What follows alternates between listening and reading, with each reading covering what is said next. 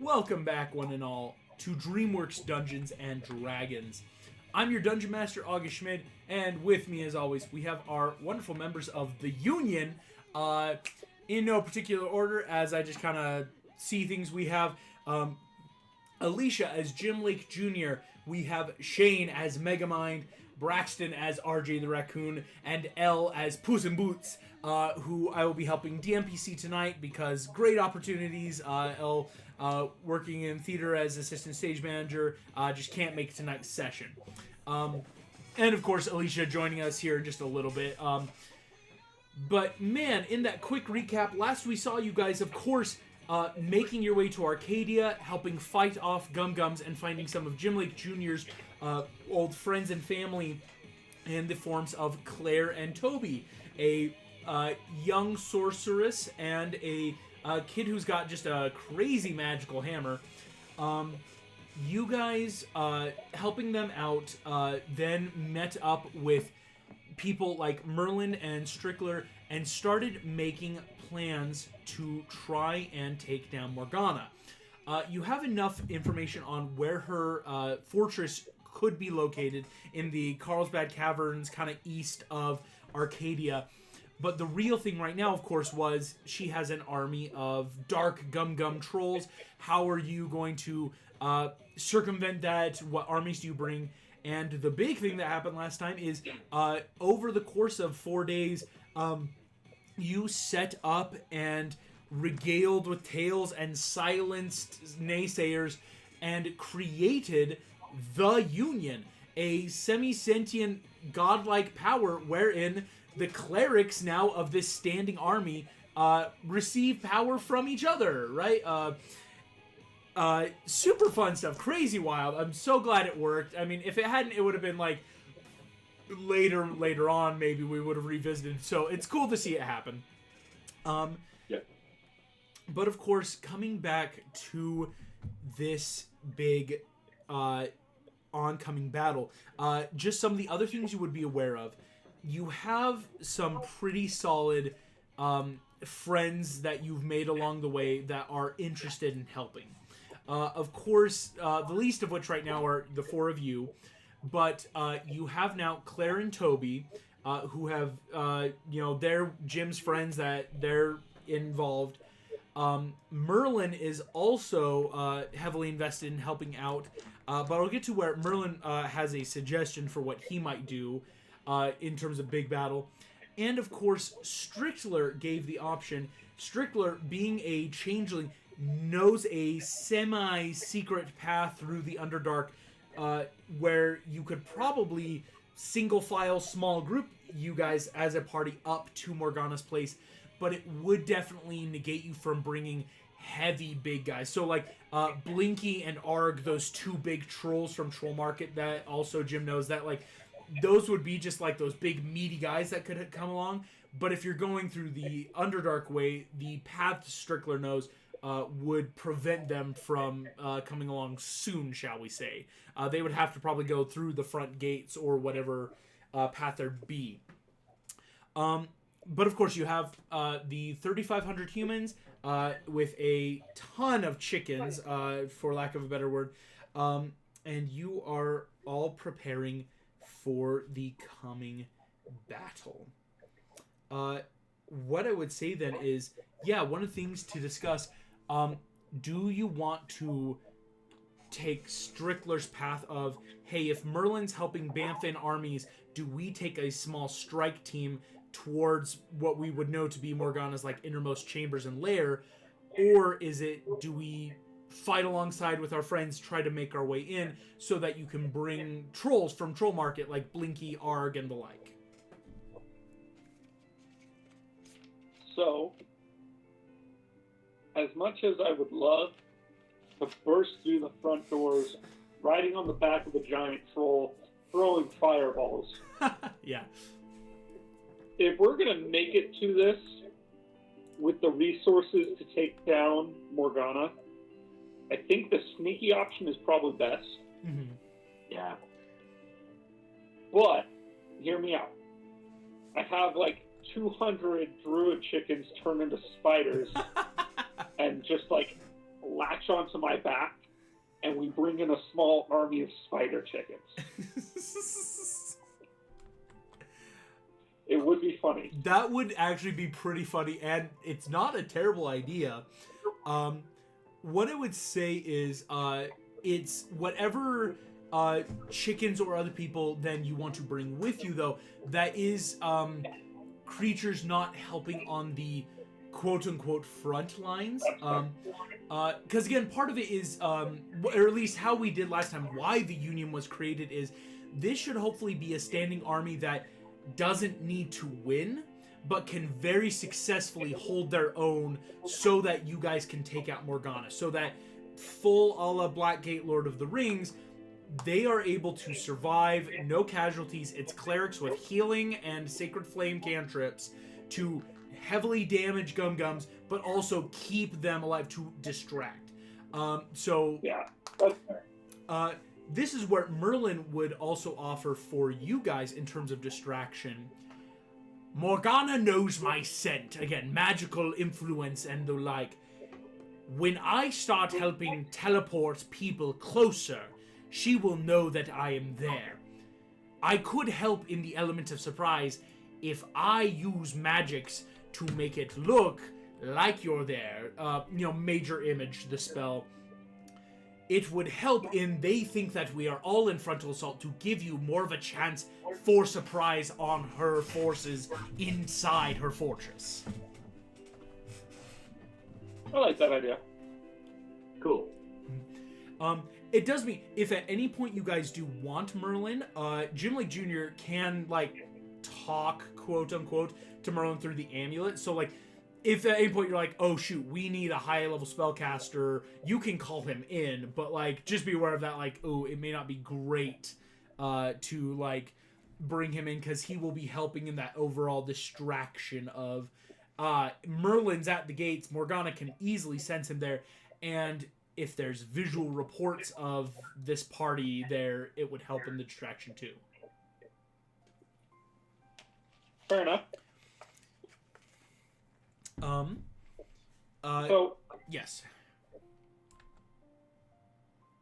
What do you think, Shane? I think having him in the front to distract and then us sneaking in and practically assassinating is what I think would be the best way to go about it, because then we'll be able to retain all of our spells and our items for when we really need it. I have 3 paths without a trace, which should be plenty. Aside from that, I can turn invisible with my ring. So that will help me get all sneaky. Yes. But we do have Troll Jim, which, as much as we appreciate Jim's prodigious strength and armor, they're not the sneakiest. Yes. That's very true. I do have 1 4th level spell that could polymorph Jim into something small. I also have a single 4th level spell, and I also have polymorph. Right? But I'd rather turn, Puss in Boots into a T-Rex, and just have Puss in Boots, T-Rex smite, Angry Witch, because that would be simple enough for the DM to do, and while polymorphed, you keep all of your player abilities. It's true.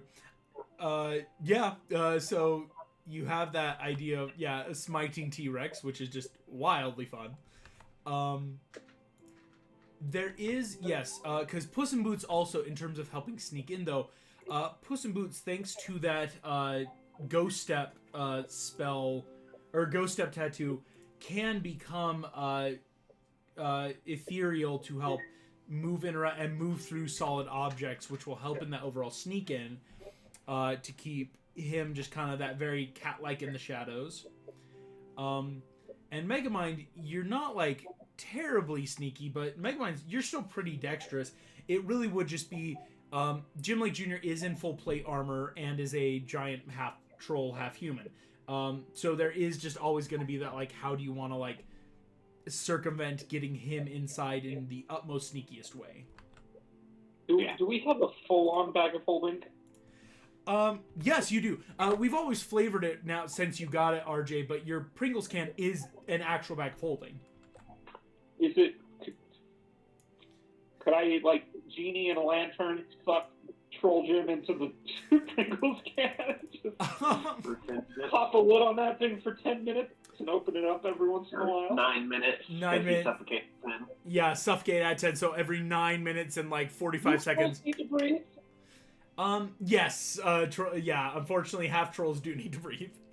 And, I mean, as you know, Braxton, a bag of holding can stretch up to 2.5 feet to 3 feet in width, as we learned in a previous campaign. Oh, yeah, just, we happened to figure that out at one point in a campaign in the past. So it would be that you could pocket Jim, so between Pocket Jim, Stealthy Megamind, Ghostly Puss in Boots, and Pass Without a Trace RJ. With that Pass Without a Trace, again, still helps for everyone. But that's Pass Without a Trace, and Jim Lake Jr. wouldn't have to be rolling stealth because he is not there, basically. He is in a pocket dimension. No one expects a pocket troll. Yeah.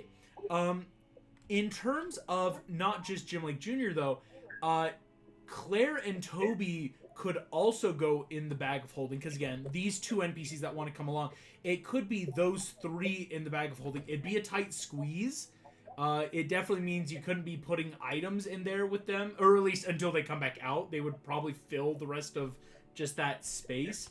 And it does mean if we were to get into initiative, it'd be one at a time of them coming out. Like, let's say somehow there's an ambush, or it's like, oh, we got to start initiative now. It would be that, like, oh no, who comes out first, right? Because of just that turn order of who can we help bring out. Very Pokeball style now that I think about it. So, I would have to make some room for them, considering the amount of gold I have and the amount of food. I will grab I have 2 paladin chickens with their clockwork dogs. I'm going to pull them away from the battle very sneakily and be like, hey, just guard my gold. Yeah. So, actually, no. The paladins, they're pretty cool. We'll have them fight. I'll grab just, like, 1 or 2 of the barbarian chickens. Okay. I have out of my 20. Be like, hey, you two, you're watching this. Keep just, the paladin chickens. Find a room or a cave or somewhere and just hide all my gold. I'll come back and then realize I have all my food in there and also dump out all my food. It's just a ton of snacks. So RJ, just like, you make you think it's gonna end and then it keeps going just a little bit longer. Just that full rat's nest in Arcadia. You find this like full on where maybe like real raccoons lived at one point, and it's now doubled into this personal little secret cave underneath a random abandoned building where only you know. That's now this mini treasure trove that, yeah, there's no way anyone finds it, and 2 barbarian chickens to guard it. Solid. I guess I'll allow them into my Pringles. In which case, that takes care of Jim, Toby, and Claire, helping your friends get in there. Again, Puss in Boots has really good stealth, plus that Ghost Step, and Megamind has good dex. That gives 6 people for this small strike force that Strickler will be helping lead. Oh yeah, so I guess I should say technically Strickler is coming as well, but he is a very stealthy changeling. Like, you don't have to worry about him. Even with I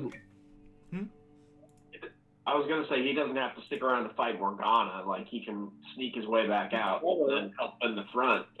Yeah, like his main goal is just to make sure you guys get there, if that makes sense, right? Like, he is the one leading you through the path. In which case, let's go ahead and take a look at the people that will be heading on in. That's a pretty solid group. Okay. Yeah, just basically off screen what you'll see in a second. I'm just making sure all the tokens are ready for everyone that's on your little strike team squad going on in here. Excellent. Let's go ahead then. And the last things that will be happening before, of course, you all head off is Jim's mom is staying behind to help take care of wounded, weary, and just the amount of either children or elderly that can't fight, right? That aren't a part of the standing army. As you are all getting ready to go, Merlin will get ready to make the arcane gate using a downcast wish spell to just help open a portal to lead the armies out. The last thing, though, that for you guys, Merlin will ask, what's the signal? Like, when do you guys want them to... Do you want them to attack and then you guys head into Morgana's gate? Or do you want to be that, like, it's happening at the exact same time, so let's figure out a synchronized watch? Or do you want to be like, we sneak in and to give us the advantage, start attacking at XY minutes? We don't know how long it's going to take to get in there. It's true. Yeah. I could prepare Skywrite. That's true. And use that to signal the armies, like, right before we attack. Skywrite, armies attack, she sends everyone out, and then we kill her. Yeah, I was just going to say, like, it could be more along the lines of the third option, too, with there being, like, hey, we're going to start heading in at this time. Strickler says the path takes about this long. So, in case we encounter, like, an area with, like, oh, yeah, you can't cast right now, kind of a thing, which I'm going to prep a water bottle in case. Just like a random spell component, yeah, for your, I see what you're doing there, Megamind. Yeah, clever. But just in case of, like, we encounter an area where we can't cast spells and cast Skywrite, be like, according to how long it takes to get there, according to Strickler, give us a little bit longer, and then go if you don't get the signal, kind of a thing.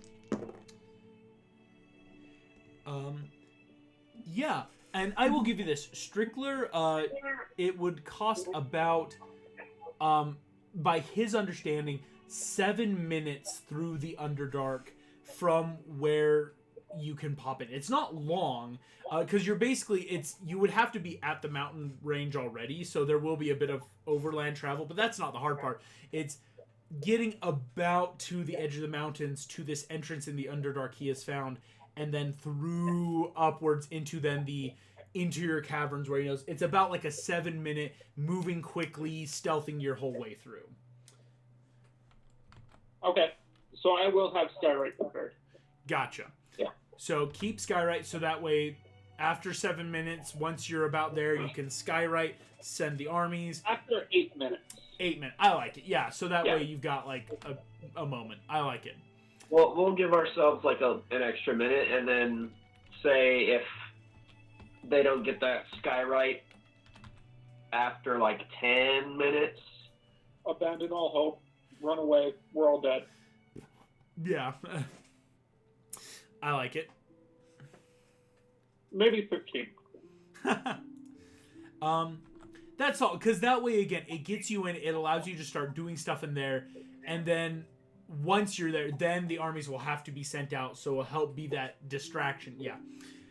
Solid. Yeah. And if all the rest of us are murdered, and one of us happens to escape, then we'll let everybody know, run for your lives.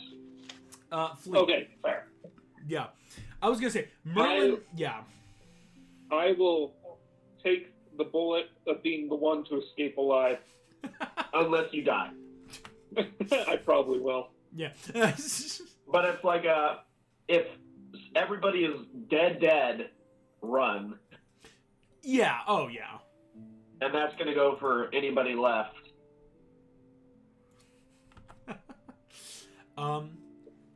In which case, with this all being ready.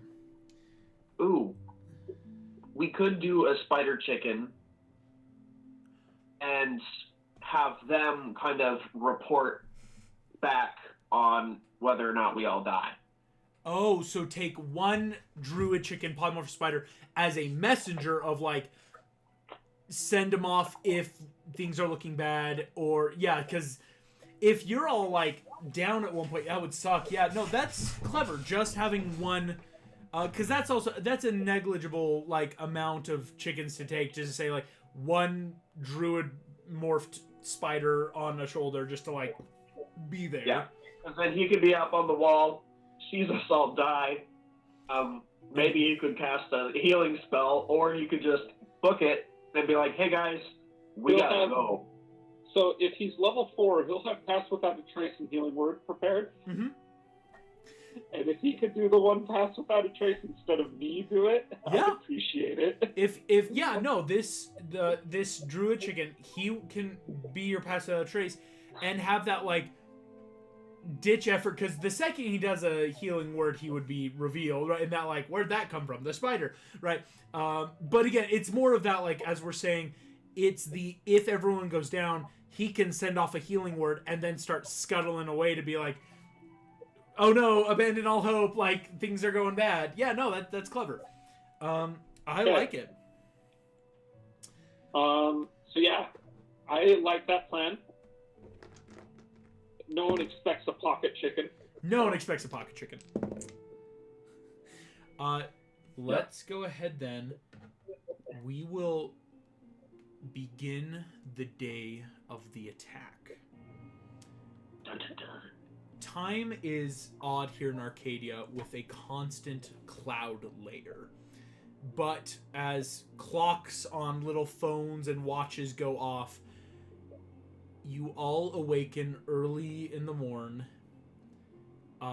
prepared for war. The clerics of the Union are all in their little chapters with their book of scripture being the Union pamphlet, and their spellcasting focuses being their Union cards. They are ready for war. You all head off. We're going to war on capitalism. War on capitalism. There we go. Strickler meets up with the 6 of you. As again, you will only have to put Jim, Toby, Claire into the bag of holding once you get up to the mountains. When you have to start stealthing. Strickler is in this human form, of course, being here. You see, he gives Jim's mom an embrace goodbye. Turns to you all gathered. You see, if not for the fact you know he is a changeling in disguise, to anyone else, this looks like a quaint middle-aged man in a turtleneck and blazer walking into war, right? Like, he is not looking the part, but this is just a guise for him.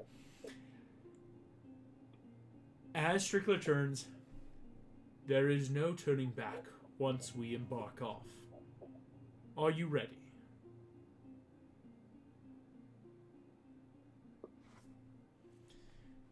Where did you put that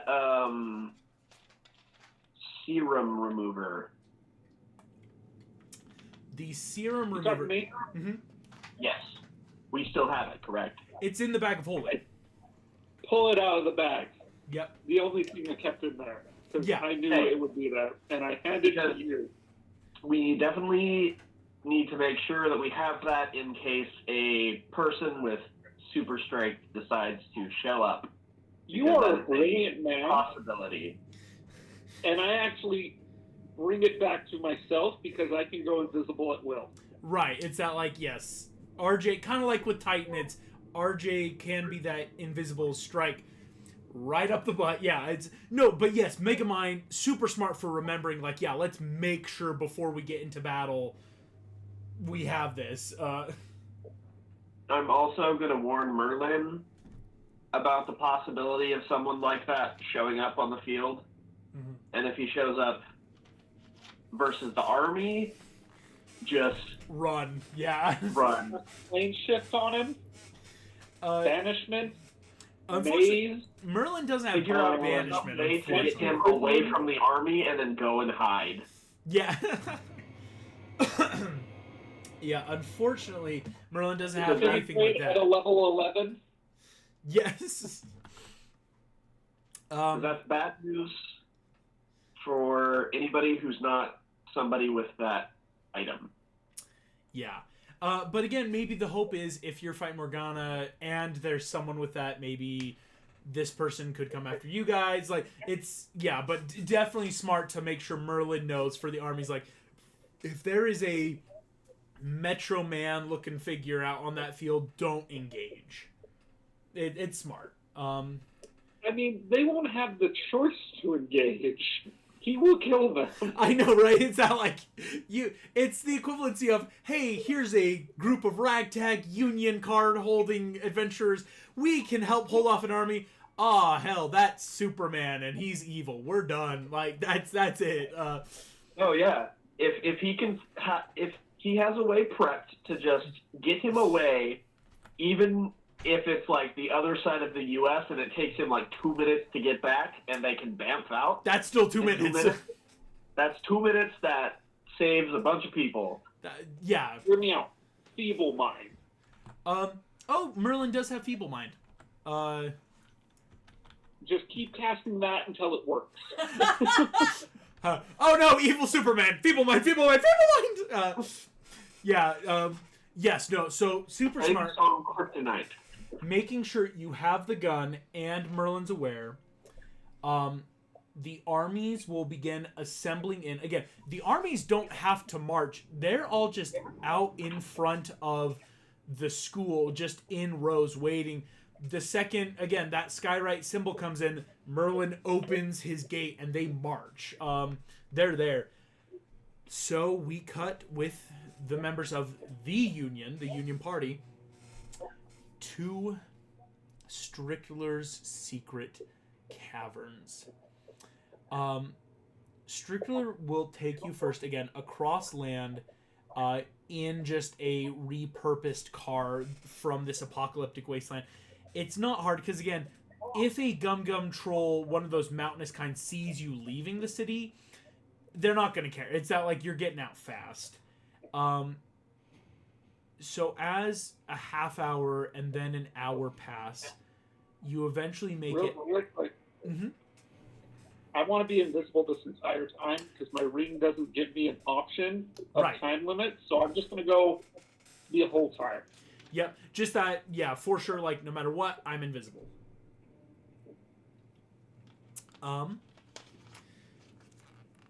With that said, Strickler will help drive you all out of Arcadia to the base of the Carlsbad Cavern mountain range. As you approach the mountain stretching high above, it is easily noticeable to the eye that the dark clouds are gathered here in a more finite point. Very much like this is the source of the darkness. This is where it is spewing forth. As that happens, getting out of the car, Strickler, you'll notice as he steps out, it's very much that cool movie transition where when he moves past the door, he is now in his troll-like form. You see his face now green and sallowed, yellow reptilian eye, hair pushed back to form into these horns curling off the side in this weird cape of skin and fur, completely different than the mild-mannered human that he appeared to be. As that happens, Strickler will show you all then to around a small grouping of rocks, and eventually you will see a hole that leads underground as if to a cave. This is where we will make our first stealth checks. Jim, Toby, and Claire will climb into the bag. Puss in Boots will don his Ghost Step tattoo form. And the spider chicken on RJ's shoulder will help cast Pass Without Trace. So let's go ahead and roll those stealths.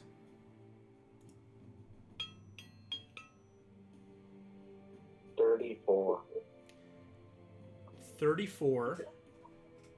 28. 28. Inside rec. Oh, sorry, 28 plus 7. Oh, 20. 35. So 35. 34, 35, 32. You love to see it. We are super sneaky. My wife just survived. Our dog is freaking out. Oh, no. Give us 5, just like 2 minutes. Right, you're good. Yeah, hopping over that computer. Basically, you all move in the absolute shadows. Moving through, again, with that Pass Without Trace, you will all have a bit of experience down here in the Underdark. Of course, the tunnel systems and darkness of the Underdark, it is very much a strange world, with moss and cavern here, feeling very closed and damped, but with the ever-present metal and tunnel sewer system, almost like one would find in any metropolis area. But the Underdark, as we know in common, most people just call it the sewers of the world. It is where everything drains to and away. It is where creatures like the drow and rat folk make their home. And you will be passing by quite a few things here in the Underdark. But of course, nothing that is even getting close to the passive perceptions needed to find you all, which is very helpful to avoid conflict before the upcoming battle. On the way out, it's totally leaving pamphlets. Totally, for any drows and rat folk and toad folk, just like, have you heard? Smart. You can unionize too. You don't have to be a surface dweller. Hey, the union is for everyone. Yeah, I love it. We provide magic power now. Yeah. Sorry, what was that? Oh, just on the way back out, we're definitely leaving union pamphlets with the drow down here. Oh yeah. Passing through a lot of these dangerous-looking areas, because the Underdark is that extensive. It is just a full another world down here with its own cities and ruins and estates. You will see even in the Underdark, especially below Morgana's Lair, there are gum-gums here. Again, none that can see you, but some of these preliminary armies, not like probably the actual force up in the mountain with her real forces, but just those that have wandered into here or have decided to make this their new home. You move past them all, and eventually, it doesn't feel like 7 minutes. It almost feels like 7 seconds.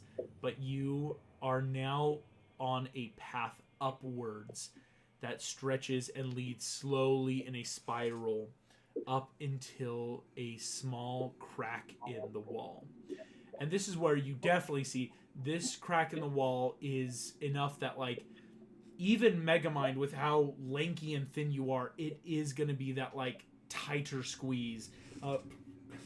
It really is like, thankfully, Puss in Boots and RJ, you are small creatures, so you would have an easier time. Megamind, you and Strickler have to kind of squeeze through. It's a very methodical process of like, okay, I have to duck a little bit, move one leg, and then move my hand up to get out. And thankfully, barely fits. Yeah. My head is the issue. Yeah, it's really the head at this point. Just like, right, it's a big head. But of course, Jim, Toby, and Claire are all in the Pringle can of holding, so just easily passing through. It is then what you would all see. It's like, oh yeah, this isn't a fast mode of escape either. Like, if you need a quick way out, it would take a turn just to get through this other side, full movement, action, all that stuff. Pretty easy. Open it for air. Oh yeah. We let the three in the can have some air in case you're keeping track. I am keeping track. Megamind, yeah. You just see the raccoon over there, like, to think power of life and death over 3 people. I'm just kidding. The little Pringles sound as you open it, and 3 people, it's like, all breathe in heavily. Okay. Can I fill in, Alicia? Yes. Hey guys, sorry Hello. I'm late. You're totally fine. So, Good to see you. we've been planning, and we're executing the plan. You and Claire and Toby are in a Pringle can of holding, manned by a raccoon. I have so many questions. We are stealthing into the underside of the castle, led by Strickler. Okay. And we plan on getting there, having the chickens attack, Okay. and then we attack, and we kill Morgana, Okay. and then we all live happily ever after. Sounds like a solid plan. Sounds like a solid plan. Yeah. Do we have a plan for killing Morgana? We have the super gun in case Super Troll shows up, because Alright, fair. you're the one that... I'm aware of this. Yes. Yeah, so we had to put you guys in the Pringles can because you guys are loud and clunky. Plate armor. You and Toby. It's Jim and Toby that would have been the problem, really. And Yeah. we just decided to include the girlfriend in there too. So You make me up too much. I'm sure she'll be good. we were just like, we can hang out in the can. It also keeps it so you guys don't have to worry about making stealth checks basically ever until you come out. Real nice. Mm-hmm. Yeah, we have a singular druid-shaped chicken with us. To As a spider. have a expand, and hopefully be able to heal one of us once and then run away and tell everyone that we're dead. Mm-hmm. Nice. It's like if everyone's down, the spider can give a quick healing to people, but then its job is to like run back to the armies. And the only thing is, Merlin will be with the bulk of your armies outside the castle for that purpose of, because Morgana will be able to sense it's his magic, it should help. He'll even major image you guys in that, like, really sell the illusion of you're all outside. But of course, Jim Lake Jr., if you're ever in desperate need, you can slightly communicate with Merlin through the amulet to, like, if, like, let's say it's like, oh, things are so bad, Merlin, we need help in here. Okay. So yes, Okay. Strickler has just led you guys through the Underdark passage, and has just gotten to this crack in the stone wall where he is helping slip you guys through slowly. The other thing you'll notice as you guys are passing in, the passage that Strickler is leading you into looks to be very cavernous as well, kind of like where you just came from with the Underdark, with the exception of, for Jim Lake Jr. and those that would know, it is filled with crystal and fungus that glow in those cool reflective patterns, very much like Morgana's lairs in the past. These crystals that you know hold powers and magics of the natural earth and stone. But now in that distinctive, like, this isn't the Underdark anymore, it is a much fresher, this is just like a cavern-esque castle area now, that's not in any way filled with other dangerous creatures of the sewers. At this point, now that you are in the belly of the castle, I will ask another stealth check. Again, Jim, Toby, and Claire, you guys are in the hideaway Pringle can, so you're exempt from this. Pass Without a Trace is still up because we're within this hour still of it going off. So let's go ahead. Stealth 26, okay. So that would be 20. I Okay. might cast Lucky. Okay. Do you think 20 is good, or should I cast a Lucky? I mean, how likely are you going to get something above a 20? Pretty well. I mean, Megamind, you I mean, could. I have a +6. I rolled a 4. Yeah. Okay, yeah, it's probably worth it.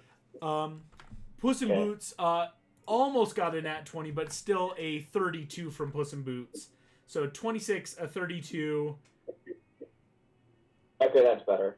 Yeah, it's I rolled a 10 plus 6 is 16, so I got a 26. Nice. Did you get a plus because of Jim's auras or whatever? Not for stealth. Yeah, not for stealth. It's for saving throws you get the bonus. Gotcha. And technically with Jim in the bag of holding, I'm not sure how I would rule his auras yet either. It probably would be once. On another plane of existence. If the lid was open. Yeah, right. Like if we crack the lid, like quick aura. No, yeah, but you guys are fine indeed, beating a much higher DC 20.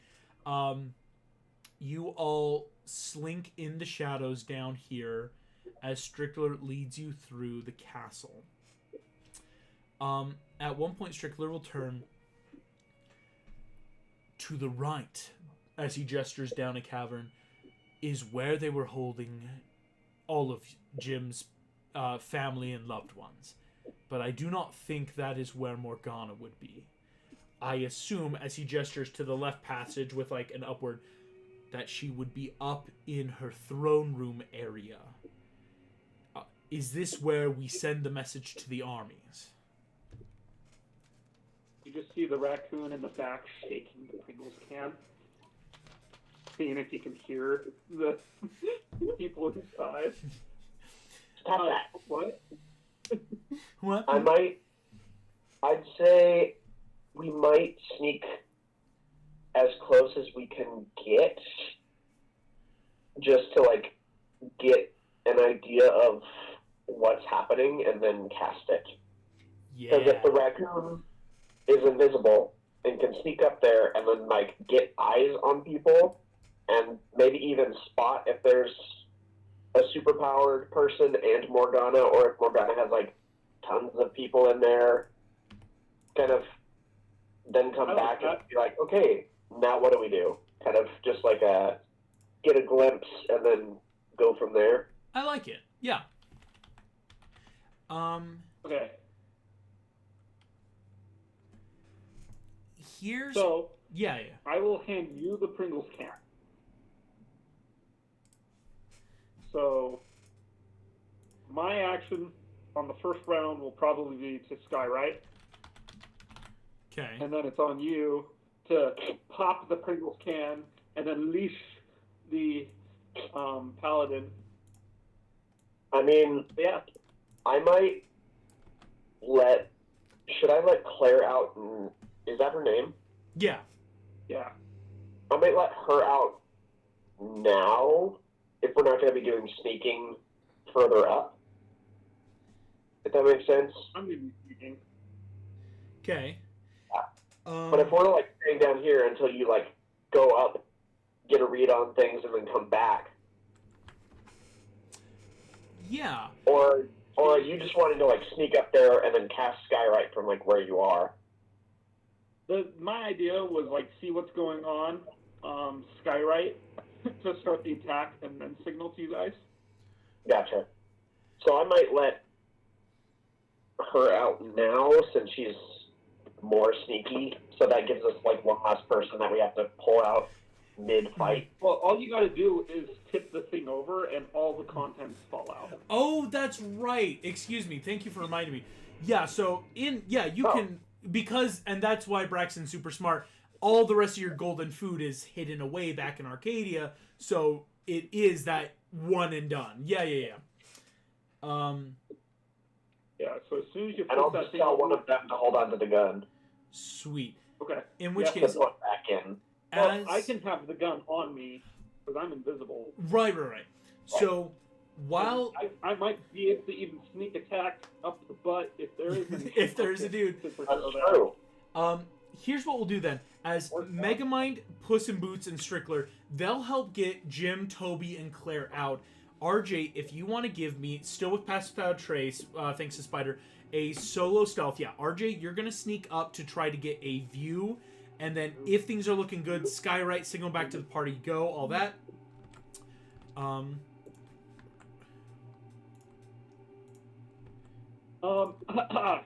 Natural 20. Ooh!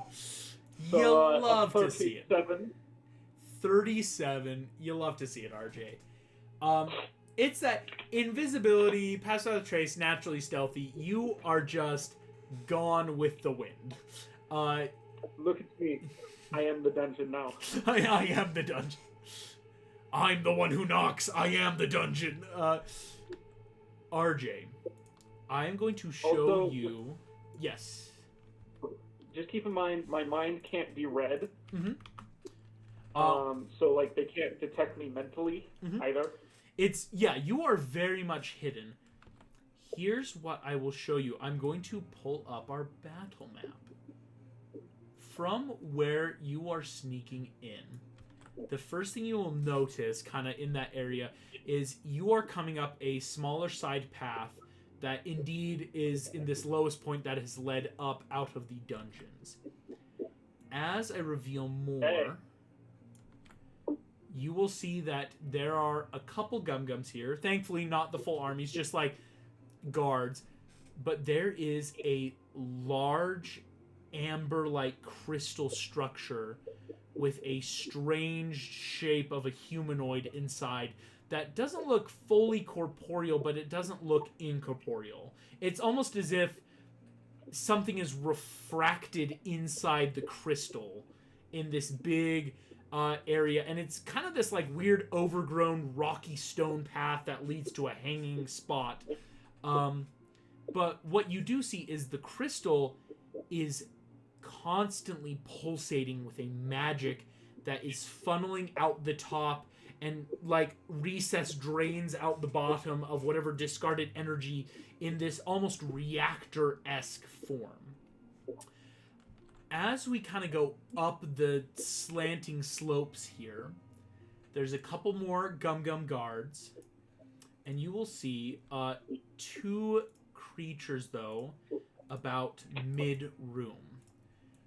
All the way at the top, there are these last gum-gum guards, and I will point out the spot I'm pinging right now is the area that, like, is probably out to, like, the actual castle, maybe the armies and such.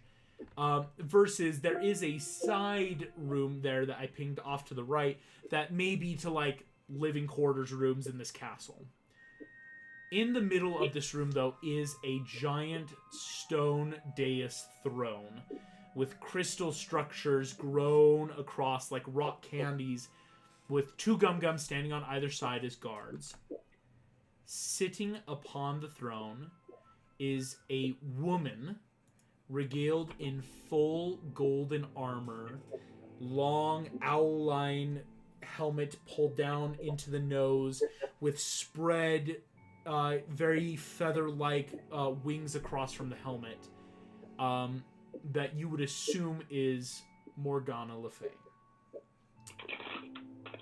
Next to her, however, is a different humanoid. What strikes you is this humanoid looks maybe 14. Doesn't look any older than like maybe a prepubescent teen, like maybe just on the cusp of 13, 14. Very dark hair, is wearing a bit of armor. Like you see they're in like chainmail, a bit of like red cape, like kind of that like older fashioned style of armor. But seems to be standing there and is talking with Morgana. I will ask RJ, how far into the room do you want to go to try to hear this conversation, or do you want to start thinking about like signaling back down to your friends and such at this point yet? Now, you know, RJ's decision-making skills always err on the side of caution. Oh, yes. So I'm going to get as close as I can to hear this conversation. I will also say, your spider chicken will do its job and is going to scuttle up the wall to a side, start getting into its position, right? Still enough that you have pass without trace, all that. But, you know, just that, like, the spider's in position for worst-case scenario. Sneak past that crystal and see if that's anything fun. I mean, Who's in there? I would like... So, there's two things. I would like to make a perception check on that crystal. Yep. See who's inside it. Second of all, Does this young man look anything like maybe any portraits we would have seen in the past? In a castle? Go ahead, make me a perception check as you scuttle around to look at the crystal, and a history check to think about, does this kid look familiar? So that's a 16 on perception. Excellent. Oh, but I have guidance. I can guidance myself, so I'm going to guidance myself. Yeah. Oh, could I have given him a bardic on the left? I'll have to say, unfortunately not you. I would have had to call it, just because we're in this, like, very tense, like, oh, anything could happen.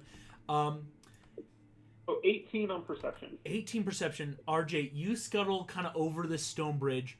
The figure in the crystal is a hulking 8-foot-tall man with a strange bob-cut purple hair, pudgy, blushed red rosy cheek with, like, very, like, strange pig nose, wearing odd, unfitting waistcoat with long coattail behind, boot.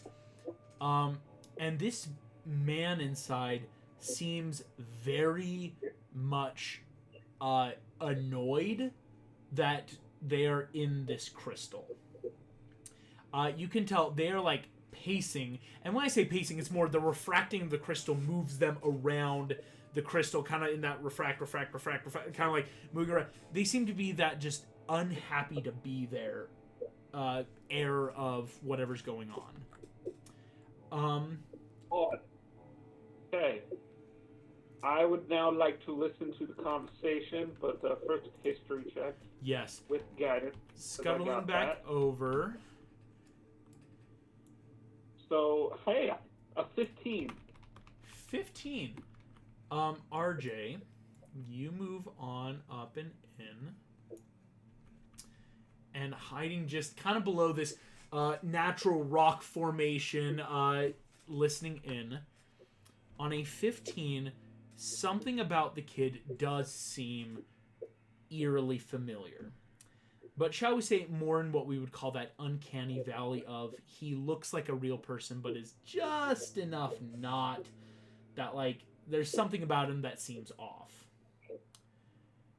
He's either the superpower being or the person in the crystal is. Morgana is talking, and you see this is the conversation you'll pick up. Yes, my darling. Everything will be just as we need. Please let me know when Pitch is ready to make a deal. I'm sure he will be coming by any day now. You see the young boy just goes, "Of course, Mother. Is there anything you wish me to do with the armies?" You see Morgana leans back on the throne. "No, I am still a little interested in where our troll hunter went, but I'm sure they will reveal themselves soon. No need to send out our armies yet for him." You see the younger boy kind of does that more like mid-waist bow. "Of course, Mother. I will simply once again prepare their swords to make sure the magic is upkept on their armors."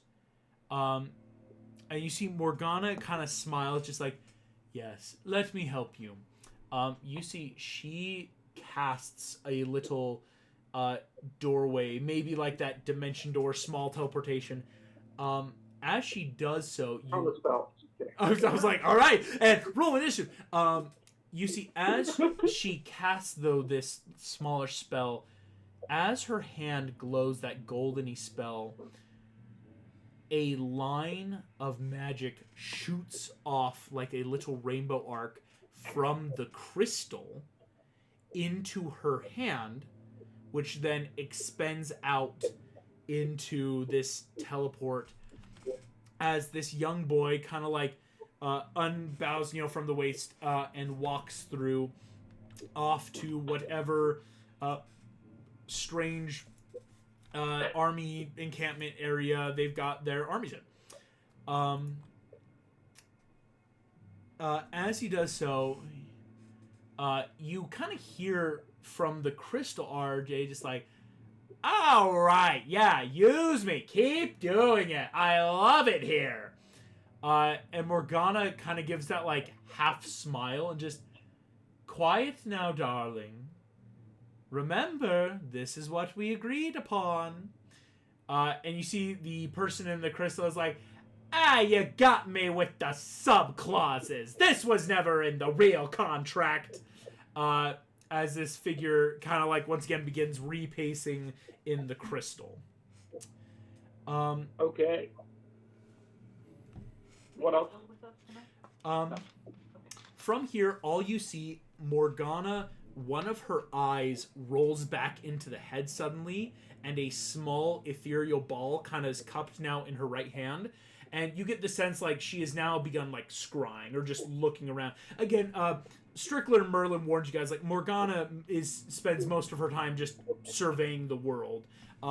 She has kind of finished up whatever conversation she needed here and is back to just surveying the land, trying to scry on people. So you're saying now is the perfect time to kill her? I am going to sneak up to her. Just kidding. I'm going to run the fetch away because I'm terrified. Fair. So, let's get back to the opening. Get out of line of sight of all these gum-gums. That was 1, 2, 3, 4, 5, 6, 7, 8 gum-gums? Correct. 8 gum-gums as a bit of a personal guard, it seems, in this room. Okay. I will now, once I'm out of sight, skywrite. And I will just skywrite a hammer and sickle. Or no, what did we decide our... It's the feather and crescent moon. Feather and crescent. The feather and crescent moon.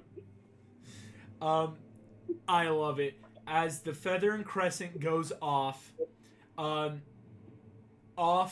in the distance, something starts happening. RJ, you are back with the party. So, Jim, Toby, Claire, you guys are all out of the Pringle can. Everyone's now here and ready.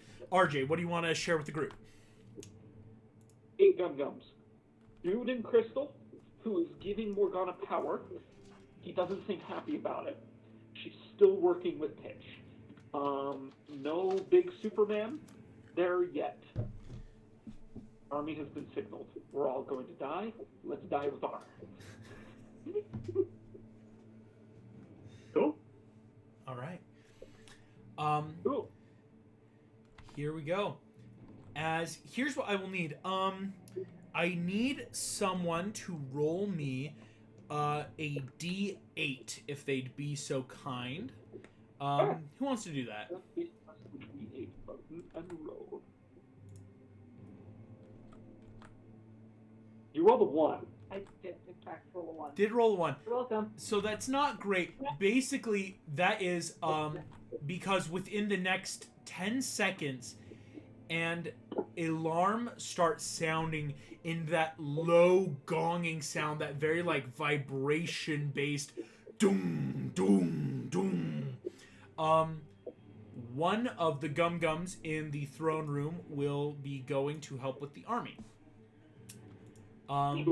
So if you got me, there was a chance of like every gum-gum in the room would have helped to go off for the alarm. But it does make sense of like, there is a full other army elsewhere.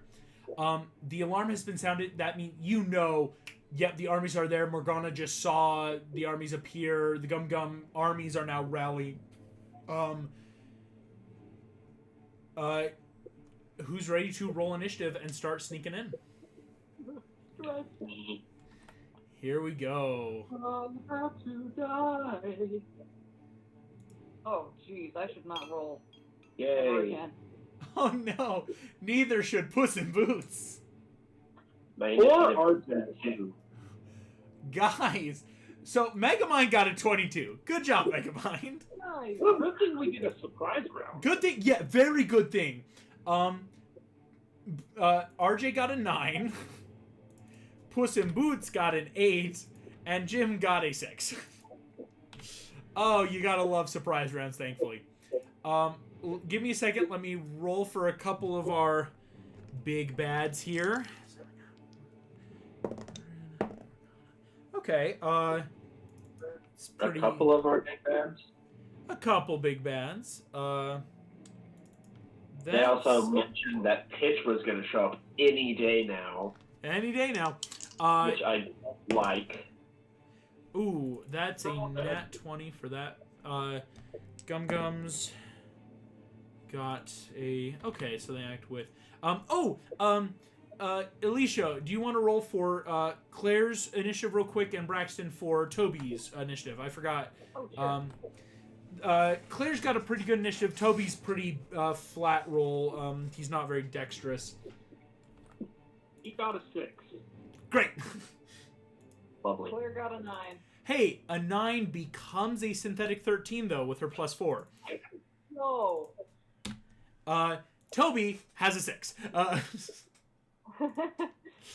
Hey, that means Toby and Jim, you have the same initiative, so if you guys want to monkey around, like, doing stuff together, that's totally fine. Yeah. It does mean, though, our highest initiative... No! Claire got a 13 and is the highest person going, as the next higher up was a 15 and up for my bad guys. Megamind does get to start us off, though. And that's good. Here's what I'm going to do. I'm going to show you guys again. You did stealth. When you start making actions again, surprise round, as you guys appear, you will be right here. You will notice Strickler is actually with you back of the pack currently. He might leave, might stay. Not sure what he's going to do yet. But this is kind of how it appears. So, like, Jim, Claire, and Toby kind of in that, like, what's the word I'm looking for? Back row. Because, again, you guys just popped out of the can. RJ kind of middle, having just run back with Puss in Boots and Megamind on either side. And the map is kind of split. There is an upper level and lower level of this kind of palace-y throne room area.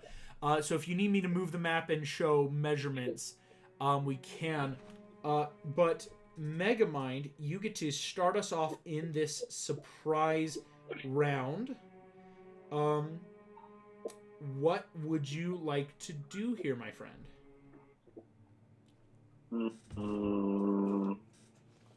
I want to stealth. I'm going to try and stealth using the pass without trace, etc., to get further in if I can. Yes. So go ahead, give me stealth check, pass without trace. Because I want to try and get in as far as I can before everything actually pops off.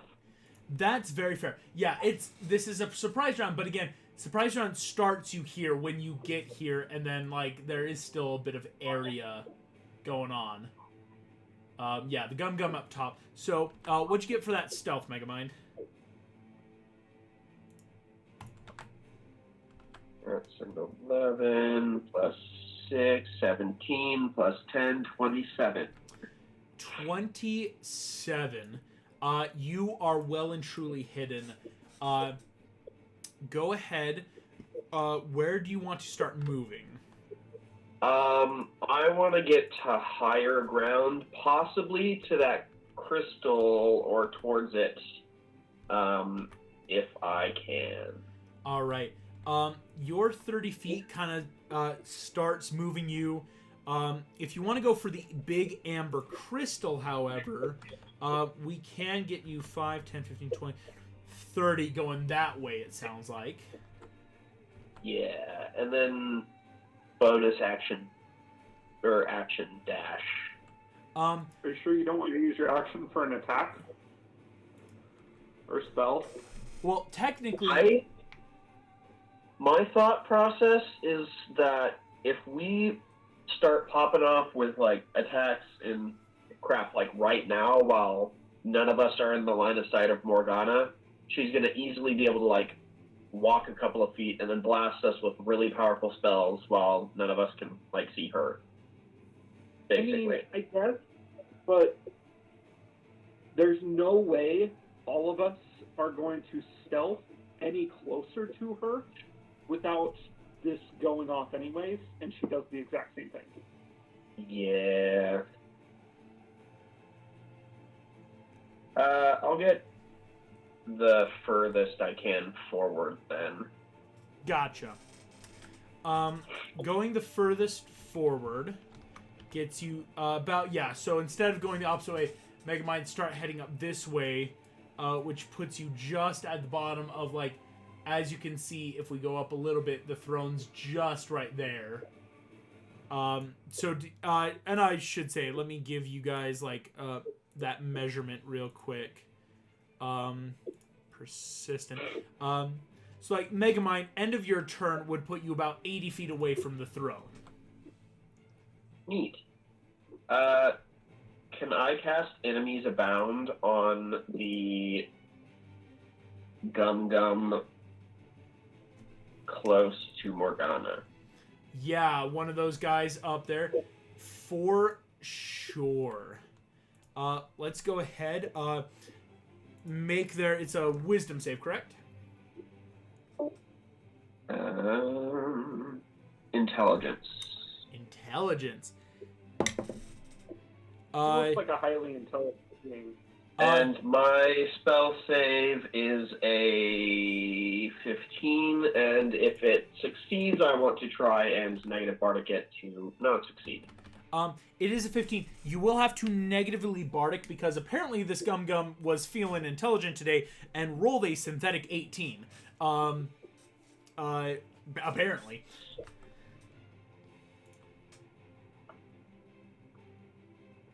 That's a 7. 7, yep. Boom, with that 11. This Gum enemies abound. Ooh, crap, that's such a good one. Yeah. I want to give, who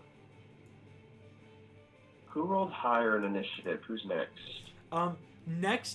Technically next is first Claire, then RJ, then Puss in Boots, then Jim Lake Jr. and Toby. I'll give Claire bardic. All right. You give Claire a bardic. Solid stuff. Megamind, excellent turn. That brings us to some of our surprise stuff. First, the creature in the crystal will go, but is surprised by what has just happened. Next, we have Morgana's turn, who is surprised. Nothing happens.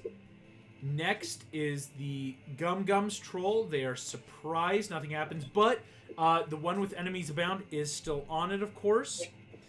And yeah, he only makes the save if he takes damage, so that's solid.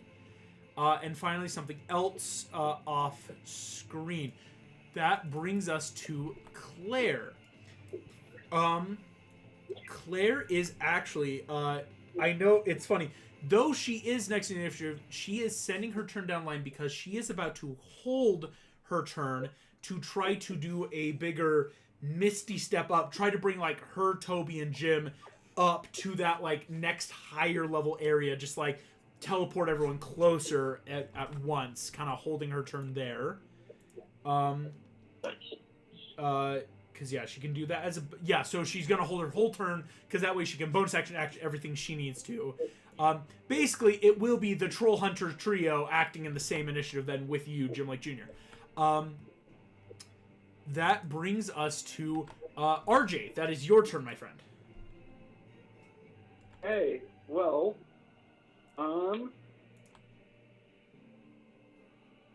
I am going to turn to my feline friend, look at Puss in Boots deep in the eye, and go, unleash your inner ancient chicken, and turn her into a dinosaur of some kind. Let me look up what exactly she can become. Yeah.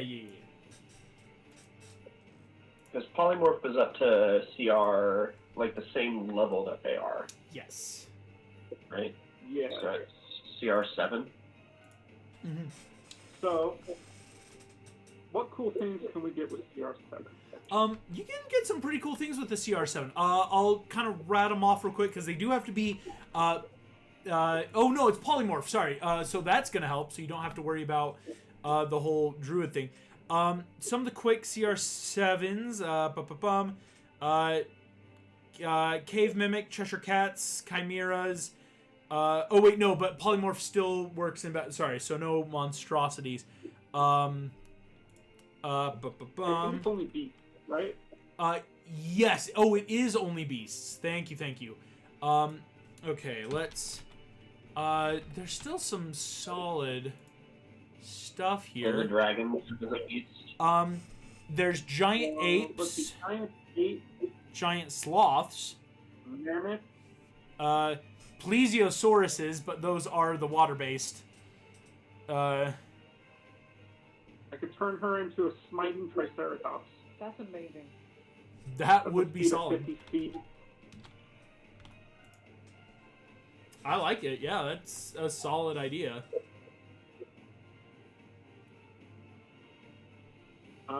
Here, let me... The ape is probably the better option, though. Mm-hmm. That's just a lot more hit points. Speed of 40 feet and can throw. Yeah. Stuff. And it gives 2 attacks. So yeah. There's a mammoth. What was that? I think there's a mammoth. CR6. Mammoth is CR6. Let's look at that. Or would giant ape be? Oh yeah, giant ape would be better. Yeah. Yeah, she'll get 2 attacks with giant ape, so she can smite more. Yes, that will be helpful. Yeah, do we want to turn Puss in Boots into a giant ape? Yeah. She'll go ape crap on them. Anyways. Love to see it.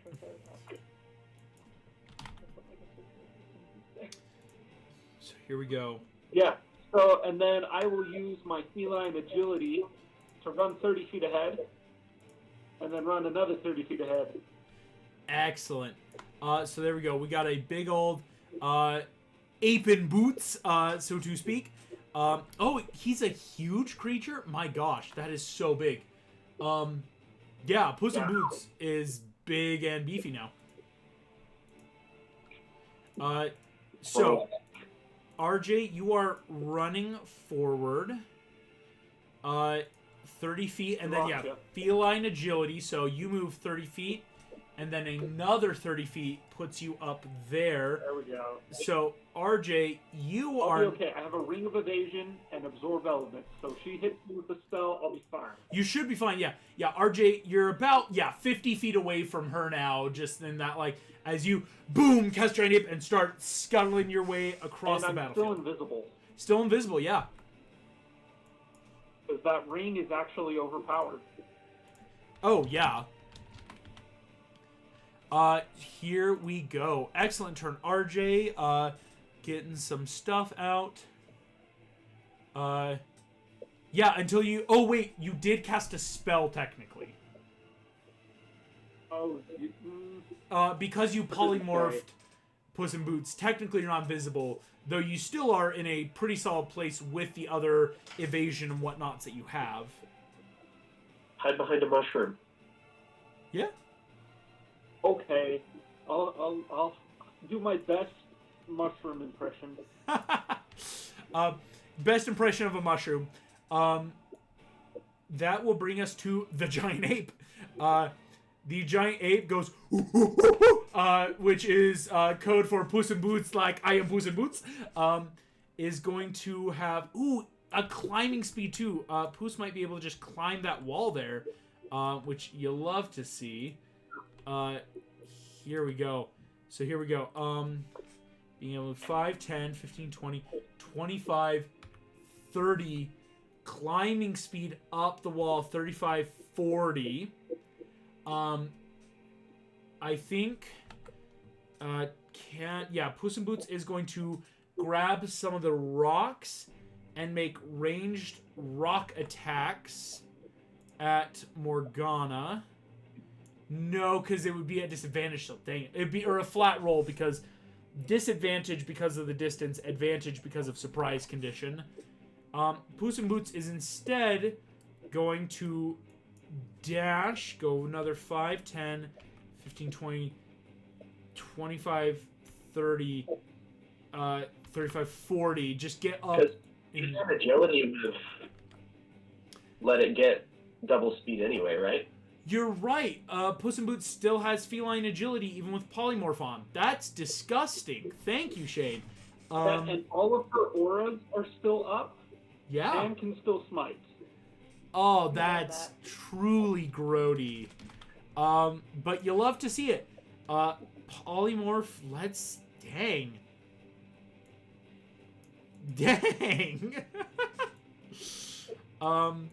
Alright, so... And it does have... Puss in Boots does, apine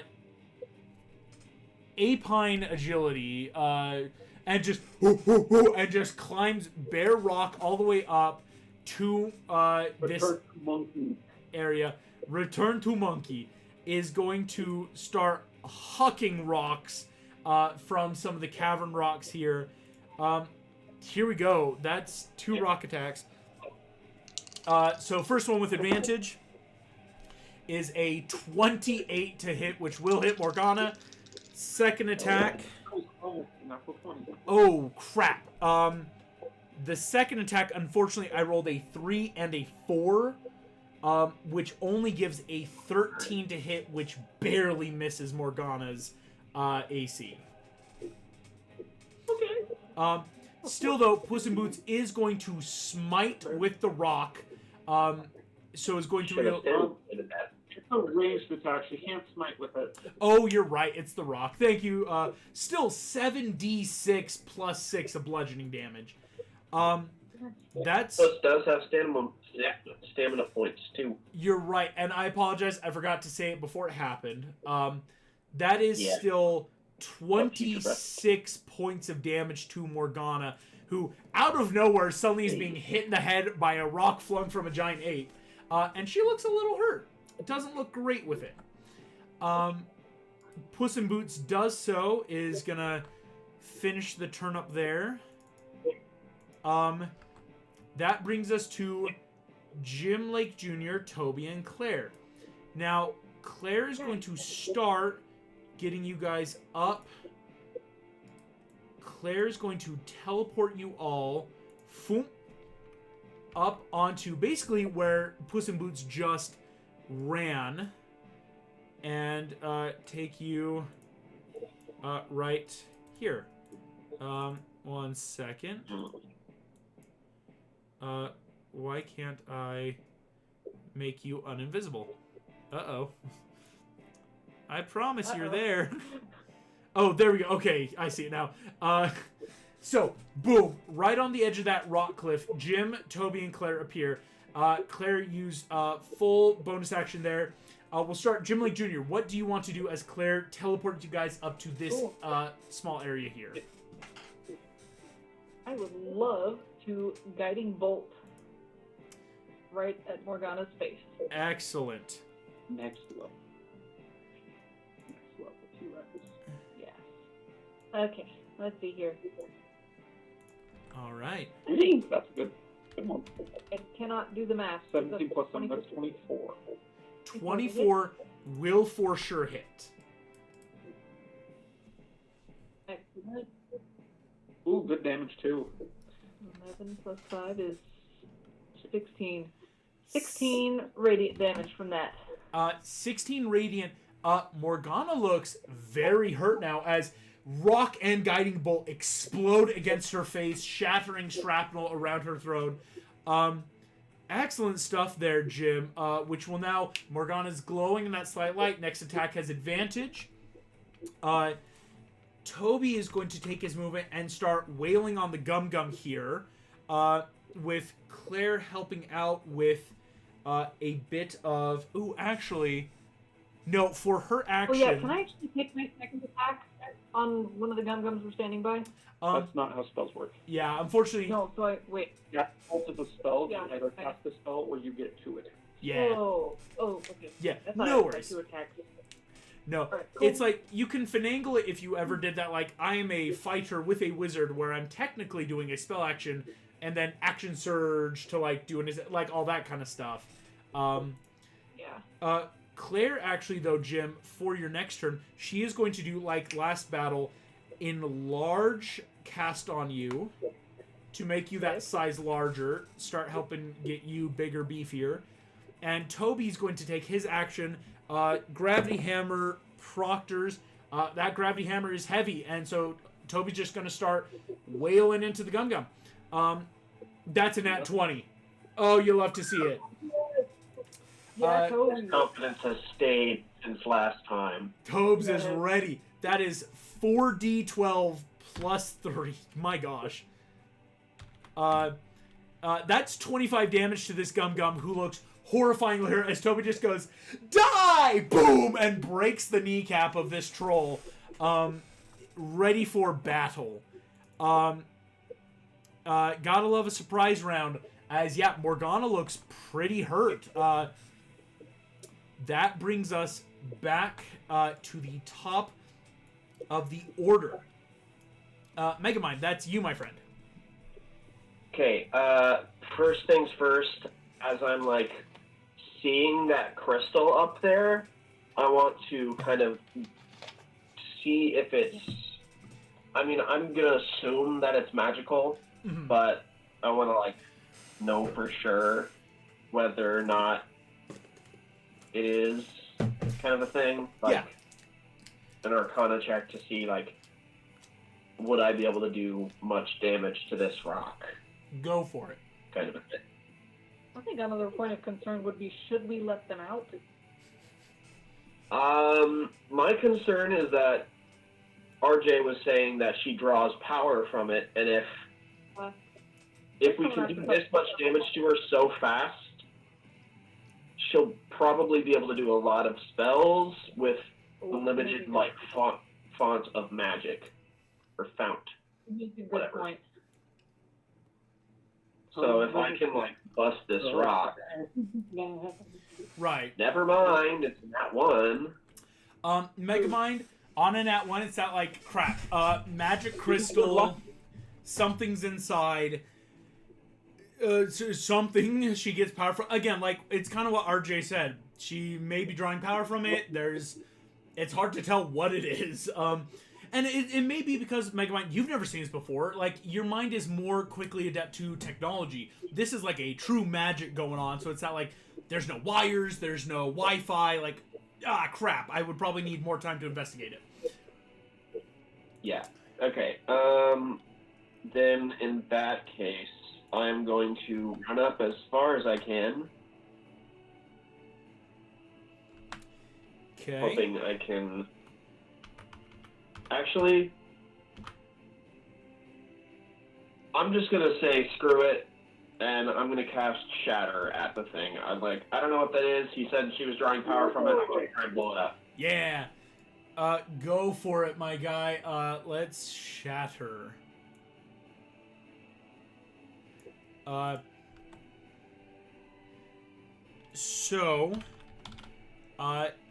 The crystal automatically fails. It is thunder damage, and so meaning it is automatically vulnerable. So go ahead and roll damage for breaking the crystal. Heck yeah. So, quick point of order. Doesn't Shatter do extra damage to objects? It does. That's why it's vulnerable. It doubles the damage automatically. Okay. Yeah. Okay. I wish there was a way to lucky damage. I know, right? I rolled 2 2s and 2 1s. Megamind, cast that third level. that is 6 doubles to 12 as I should have still pointed it. Oh, yeah. You can't do that on You can now. That's how I'm allowing... You can stamina point spells because you have so few. Megamind, boom! Casting Shatter off as you're starting to run upwards. The crystal, a fracture kind of somewhere inside fractures in. The creature now no longer surprised as you run by, cast the spell, goes, all right, now who's breaking my little home here? Doesn't seem very pleased with the idea that his home got fractured. Well, maybe he sucks. So Maybe he Man, sucks. I thought Maybe it's his Maybelline. whole deal was not wanting to be there, and now he's throwing a fit. Indeed. What kind of whiny man-child would do that? Speaking of a whiny man-child, it is the man in the crystal's turn. Is it freaking Jack Horner? It is Jack Horner. Spirit is trapped in the crystal as Jack Horner is mad that you attacked him. As he wants to be free, but he doesn't want his little crystal broken. I want to use a bardic. Oh, Wait. yeah. Do I want to use a bardic? I mean, I'm I have right two there. more. Yeah, I'll give it to RJ. Sweet. Yeah. You give it to RJ. Here's what's gonna happen. The Jack Horner's spirit trapped in this crystal looks at you, Megamind, just like, hey, that's not nice! Didn't anyone tell you not to throw stones in glass houses? And he is going to cast Fireball from... Counterspell. Ah, excellent. Third level to third level. Boom, boom. Megamind, you notice as you go to counterspell, you realize the magic was not about to come from the crystal itself, but rather, I'm pinging it here, the gum that's standing here, its eyes suddenly went from green to yellow, and it held up its hand and cast Fireball. And so it was that split second, the unwavering eye Megamind of, ooh, got it, boom, counterspell off to stop this. It seems that Jack Horner has a bit of casting through the gums, maybe. Excellent stuff. Fireball does not go off on Megamind or RJ and Jim Lake Jr. for that matter, because it would have been that spread. Solid stuff there, Megamind. It is now Morgana Le Fay's turn.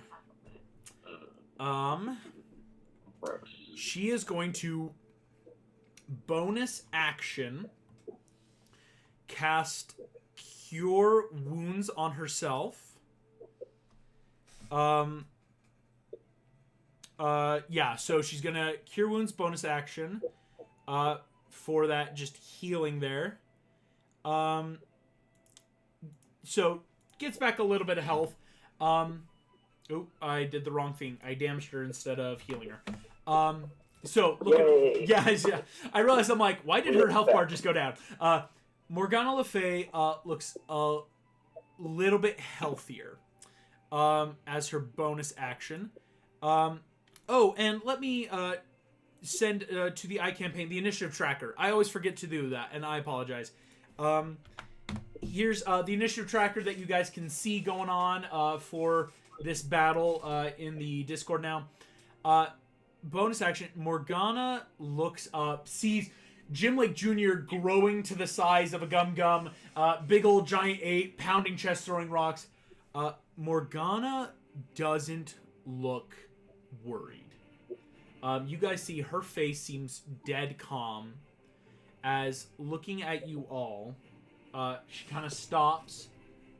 Oh, I don't like that. Oh. I didn't realize that we were holding guests in my court today. Welcome home, Jim. Are you here to pledge your loyalty once more?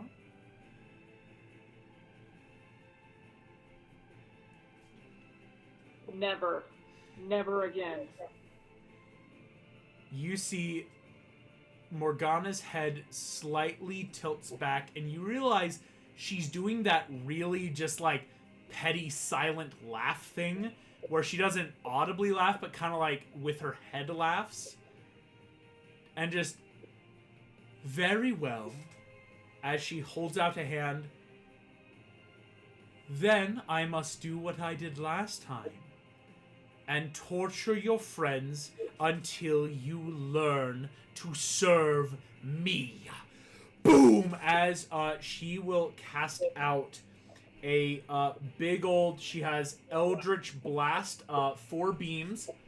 She's going to cast 1 at Toby, 1 at Claire, 1 at Megamind, and I don't think she can technically see RJ thanks to that little ridgeway. Actually, can she? I don't think she can see Megamind either. Or she doesn't have a line of sight right now because of that little ridgeway going on there. Can she hit Claire through the big monkey? Technically, yes. As you can see, it's like it's like under the monkey and Jim's arms. Claire. So it's that like she can go. Actually, she'll probably do 2 into Ape, 1 into Toby, 1 into Claire.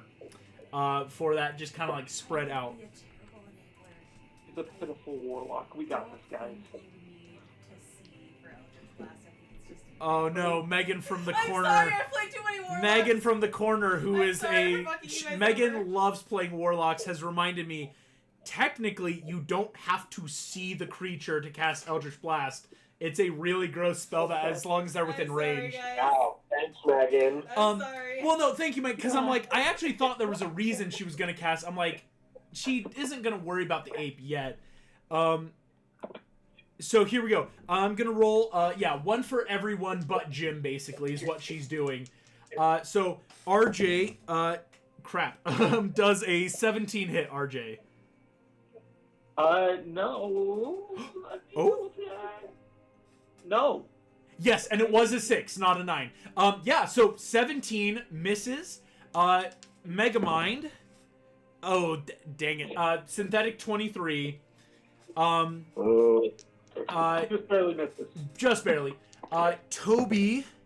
Oh, that's a 14. Toby's wearing full plate armor. He's good. But Claire... Yeah, that's a 16. Claire is a squishier sorcerer. So Claire and Megamind, you will both take, that's grody. 9 plus, 9 plus 5, 14 points of force damage. Megamind and Claire takes 14. Claire's gonna make a quick, concentration check, trying to hold enlarge. Crap. That's really bad. Oh, okay, no, barely succeeds. Okay, Jim, you're still enlarged. Claire succeeds. I will say though, after even 1 hit, Claire looks horrifyingly hurt. Again, she is a spellcaster with a lot of cool stuff, and she just got point blank Eldritch Blast. Looks really bad there. I feel the pain. That is Morgana Le Fay's turn, as she seems pretty chill about everything going on here. That will make the Gum Gums' turn. So here we go. Boy. The Gum Gums are going to rush forward. So one's engaged with Toby.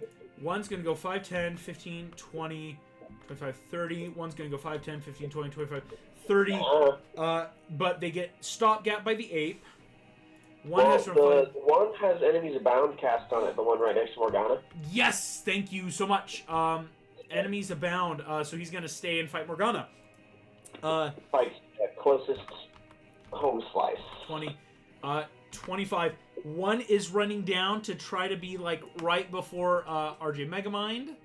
The one up here is going to go 5, 10, has to make successful jump. This Gum Gum's going to try to jump down. Ooh, succeeds at the cost of a little bit of damage. Unfortunately, that Gum Gum did jump, but took a little bit there. Gum Gums, their movement. Gum Gums behind. 5, 10, 15, 20, 25, 30. I don't think they can get up to Megamind RJ in time. Yeah, the Gum Gums aren't fast. So just takes its movement, and the other Gum Gum's probably going to have to do the same thing. So 5, 10, 15, 20, 25, 30. Yeah, they are just going to try to close and see what they can see as best they can. That is now the attacks. That's 2 attacks. One is going to attack Morgana, 2 attacks on the giant ape, 1 on Toby, 1 on Megamind. So here we go. We're going to start with... Hit the raccoon. Hit the raccoon, not me. Is the one attacking Morgana... Oh, right. They have so many attacks for some reason. So here we go. On Morgana, that is nat 1 for its sword, and here comes its slams. 10 and 25. So 1 attack. Its slam attack deals a little bit of damage, basically negating her cure wounds. I'm going to roll just a bunch of attacks electronically against Puss in Boots. The giant ape has 12 AC, so that's hit, hit, hit. Damn it. All hits, no crits. But hey, the giant ape can soak up damage.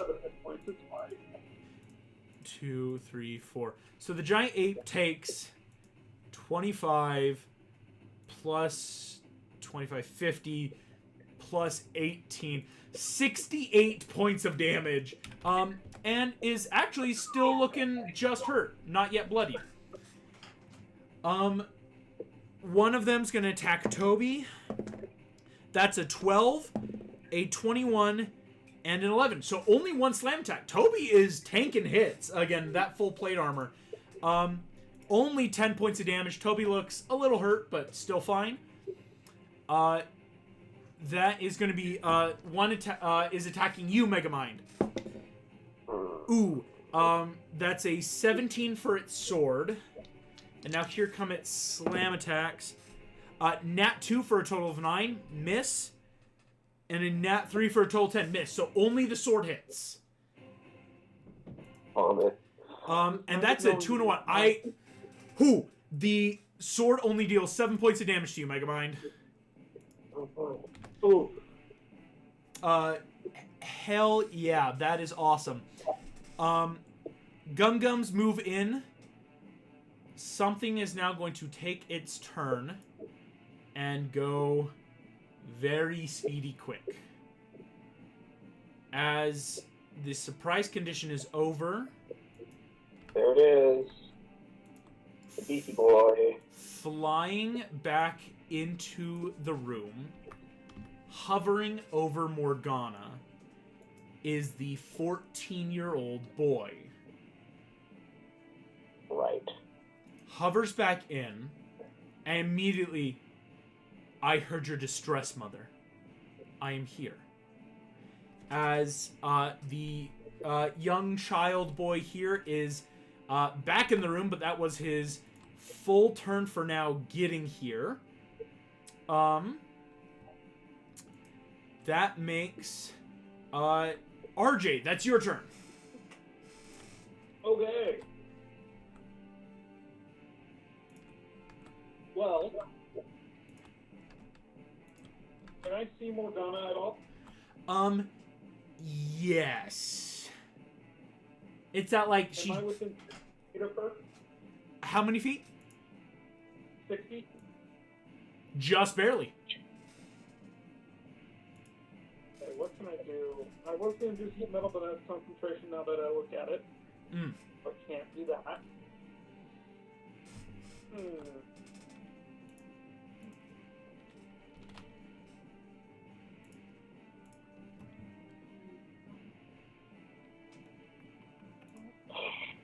All of my stuff is concentration, and I need polymorph to stay up. So, what I'm going to do instead is I will turn into the beefiest animal I can. Nice. Let's see, wild shape. Where's my limits? FCR. Okay. Let me filter by beast. 1 second. You should have with half CR still just normal apes, giant goats, and sharks, I think? Yeah, or warhorse. Oh yeah, warhorse. I will return to monkey as well. Another ape appears, slightly smaller, but still as monkeyish. And I will monkey around. First of all, with my Halo Spores, or Symbiotic Entity, I gain 28 temp hit points. Yeah. And as a user action, deal 2d6. Necrotic damage won't creature you see when it moves into a space or starts its next turn. Okay, cool. Awesome. I will now punch the Gum Gum twice. Yeah. So,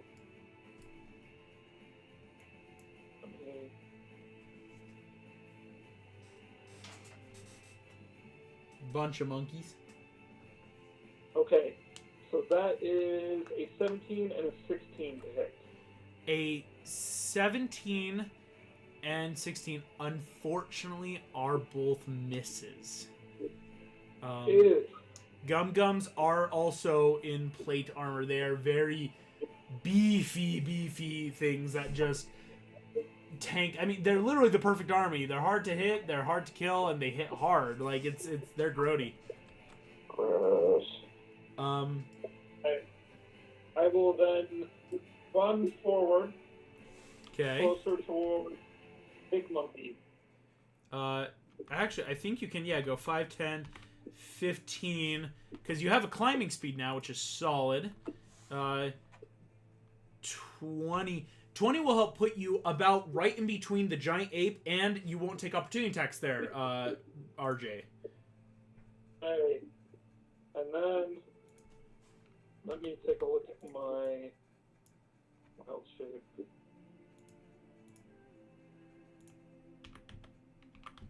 Okay.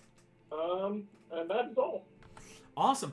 So RJ, boom, turns into an ape, still able to have then concentration off on Puss in Boots, starts taking attack. You kind of monkey around onto the wall, no pun intended.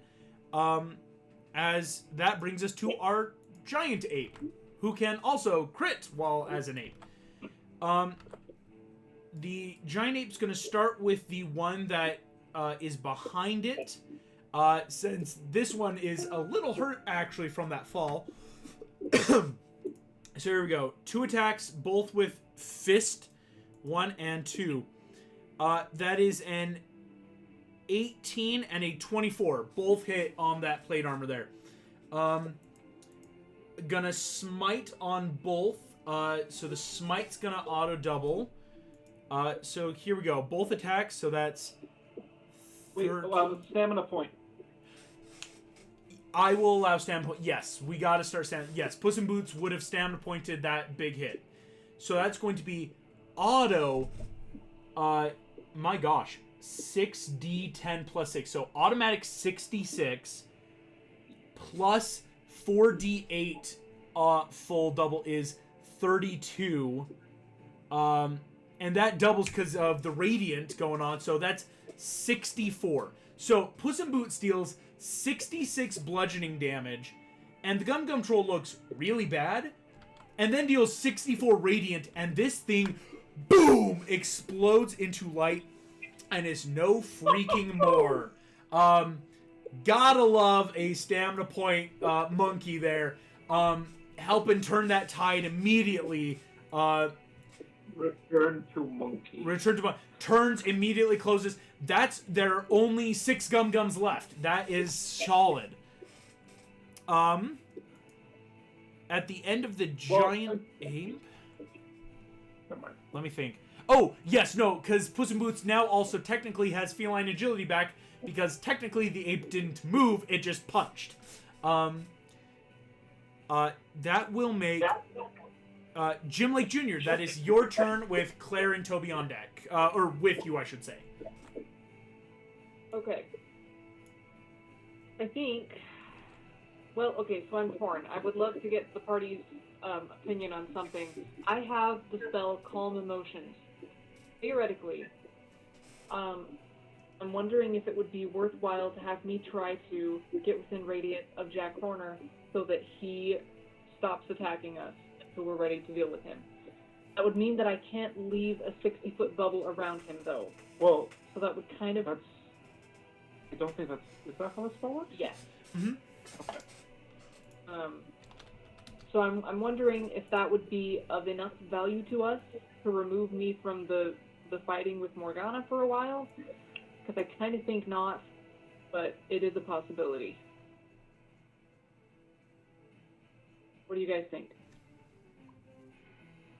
I personally think that cutting a spellcaster out of this fight is a good idea.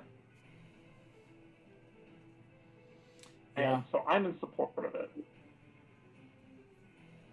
It could be a very solid plan. Again, like, another thing...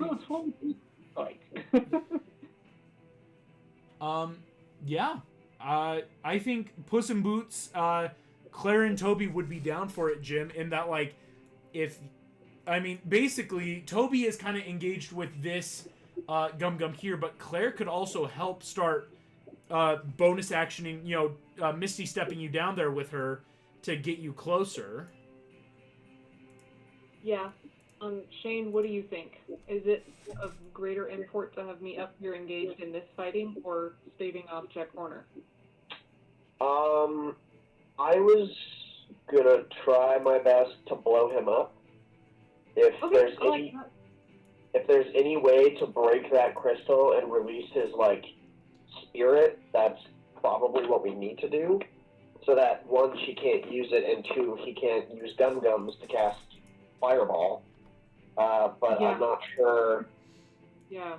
I'm not in the situation at this exact moment because I'm surrounded by 3 Gum Gums and I'm very soft. So what you're saying is I should come over there anyway and help you? I believe so. Also, fun fact, Jim, you're actually 60 feet away from the crystal if you move 10 feet a little bit over the edge. Am I really? Yeah, I did that quick because I was like, Claire would get you halfway movement. I'm like, wait a second, if she can already get you halfway. And so, yeah, Jim, if you were to it's a bit precarious, but just move that 5-10 feet. I did the exact math. Yeah. You are exactly 60 feet away from the crystal. Okay, I think what I want to do is go over and join Megamind, because if he's all by himself, Gotcha. there's a lot of people over there. Claire will Also- save your movement just in case and just teleport you right there then. Okay, I was gonna say also if you're lay on hands, I don't know if that's a full action, but your homegirl is not doing too hot. Yeah. Yeah, so yeah. I have a bonus action spell called Shield of Faith that can boost your armor class by 2, so I was thinking of maybe giving that to her. If But you that's give that to... concentration. Yeah. I can't do that and calm emotions. Exactly. I would do the calm emotions. Yeah? Yeah, because it's about to be his turn. Okay. How much is calm emotion? Is that a bonus? Because a bonus Action. action? It's Action. an action with it. Yep. Yeah. Each in a 20-foot radius sphere from the point you choose have to make a charisma save, and if they fail, they're suppressing effects and are indifferent of creatures of your choice. Here we go. Jack Horner will make then his charisma save. And then Nick Bardic might be very helpful there. Is this all I can do on my turn? I Potentially. think so, because it's you and Claire are moving down there. You're throwing out the action spell. I think that would be a full turn. So it's high, or actually it's not that high of a risk. Jack Horner's got a +3 to this save. Jim, what's your spell save DC? 15. 15. Oh, there it is. Yeah, 15. So you just don't want a 12 or higher. So 11 and below. That's pretty solid. Here we go. That is a 5. So no need even for that negative bardic, as Jack Horner says, you think you can come in here and attack me? I'm not gonna do anything. and just sits there in his little crystal. Excellent, Jim. You are now concentrating on calm emotions, but now Jack Horner is completely indifferent to the entire party. Could he be indifferent to Morgana as well and not help her? I think so. I think he's just indifferent in general. Oh, no. Indifferent about creatures of your choice that it is hostile towards. Fun fact, he's not happy with Morgana. He's technically not hostile to her. There would have been other checks to make him hostile towards her. So yeah, he can't unfortunately be indifferent to her, but he won't be actively on his terms trying to harm anyone yet. I know that there's some flavoring range within calm emotions. Alternatively, oh wait, no, I'm confused. Oh, just kidding. No, I can't make him hostile. Never mind. Yeah, no worries. Jim, solid stuff. At the end of your turn, as this is all happening, before we get to Toby's turn, the child that has appeared will take a legendary action. Catch this guy. Can it be the killed Gum that's attacking his mom? I got a climbing feat so I can hopefully get close to him. 30 feet over to the ape. Is going to fly 30 feet and then makes one of the unarmed strike attacks. That's a 22, will for sure hit. The target is not an object. Deals 13 points of damage to the ape, the giant ape. As boom, punches straight into the ape on that legendary there. On a hit, and it does technically push Puss in Boots 10 feet back because of the successful hit. It doesn't provoke opportunity attacks, but does push back on a hit. Toby's going to quickly take his turn. Toby's going to keep wailing on the Gum Gum. Is the hammer still heavy or is it still heavy? Toby makes his next two attacks. 21 and a 9, so only one attack hits, unfortunately. Does he have stamina? Toby does not have stamina. Only certain NPCs I've given have stamina. Does he have strength? Toby's not, unfortunately, a paladin. He is just Toby. He just got a hammer. Toby. He's got a cool magic hammer. That is going to be 21 points of damage to this Gum Gum, who is now looking horribly bloodied. Toby's doing a pretty good job here, just dealing damage to this Gum Gum. That will make Megamind's turn. Boy. So you cast Calm Emotions, which, if I attack his crystal, he will then be actively attacking us again. Yes. So, I need to do something else. Yeah. We could have 2 giant paladin monkeys. I was thinking about possibly making myself a monkey or Claire a monkey.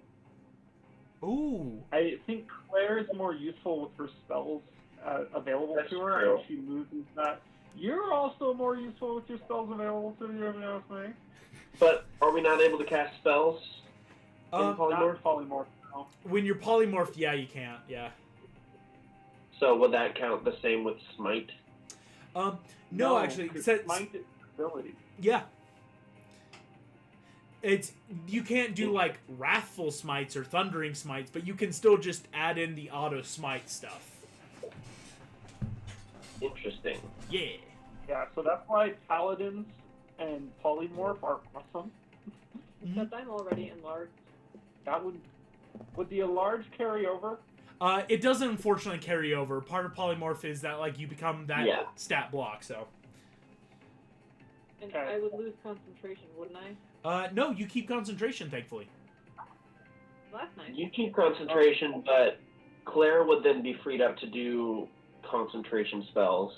Mm-hmm. That's true.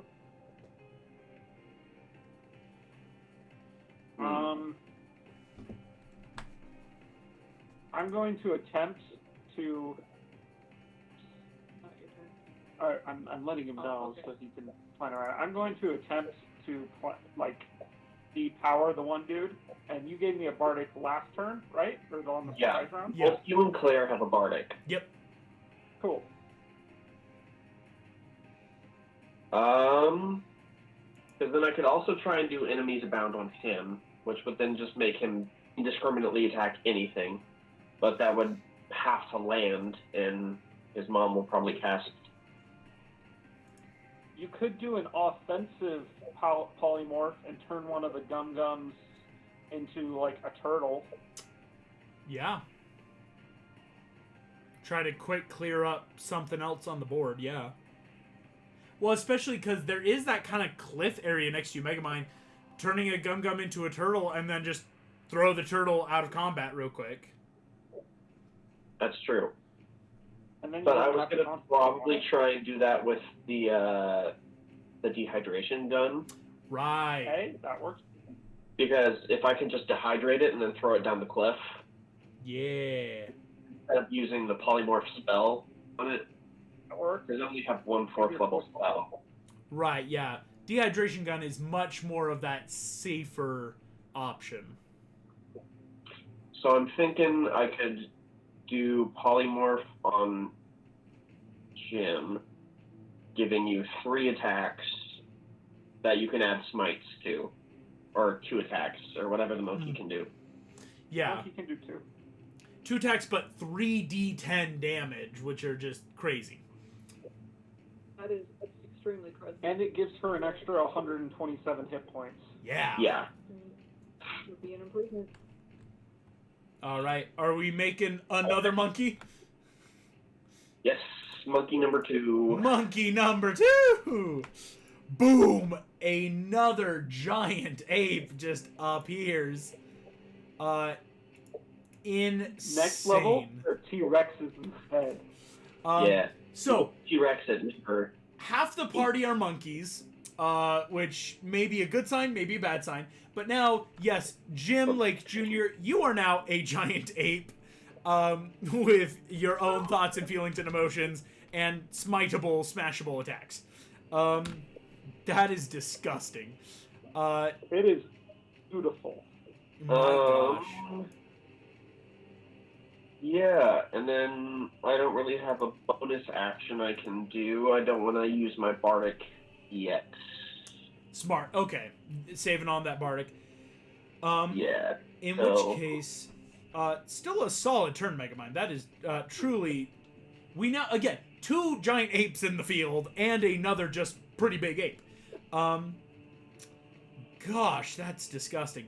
At the end of your turn then, Megamind, you've got that concentration going on, thankfully, with the ape polymorph. At the end of your turn, Get crap out of. child will take its next legendary action. Actually, I think it's his last, because technically the Flying Fist costs 2. So, is going to fly... right back above Morgana and just get ready for its turn. Jack Horner's turn. Jack Horner sat in the corner on his crystal and went, because of calm emotions. Love to see it. I will say, Alicia, please take a point of inspiration because you have truly negated a really big bad for this fight. That's kind of crazy. I was panicking over him the whole. You should have been panicking. He has that really fun ability to cast through the gum-gums and is just now indifferent. Crap. That will bring us, though, to Morgana Le Fay's turn. Here comes 1d8 of healing. She's going to heal herself again, just briefly. That is going to be pretty decent healing, actually, now this time. I hate that she can cast 2 spells.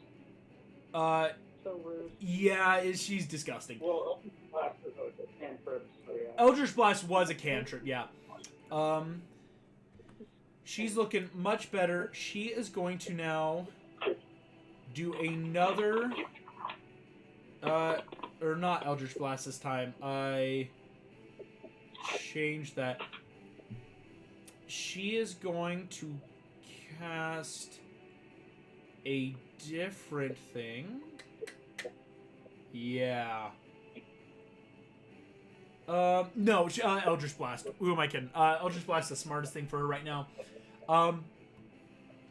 Eldritch Blast is going to... Counterspell? I'm just throwing that out. Should I counterspell this, or should I just let this one go through? I'll probably have to make a concentration check once it hits me, but, like, there's a good chance I'll succeed it. I'm concerned about Claire.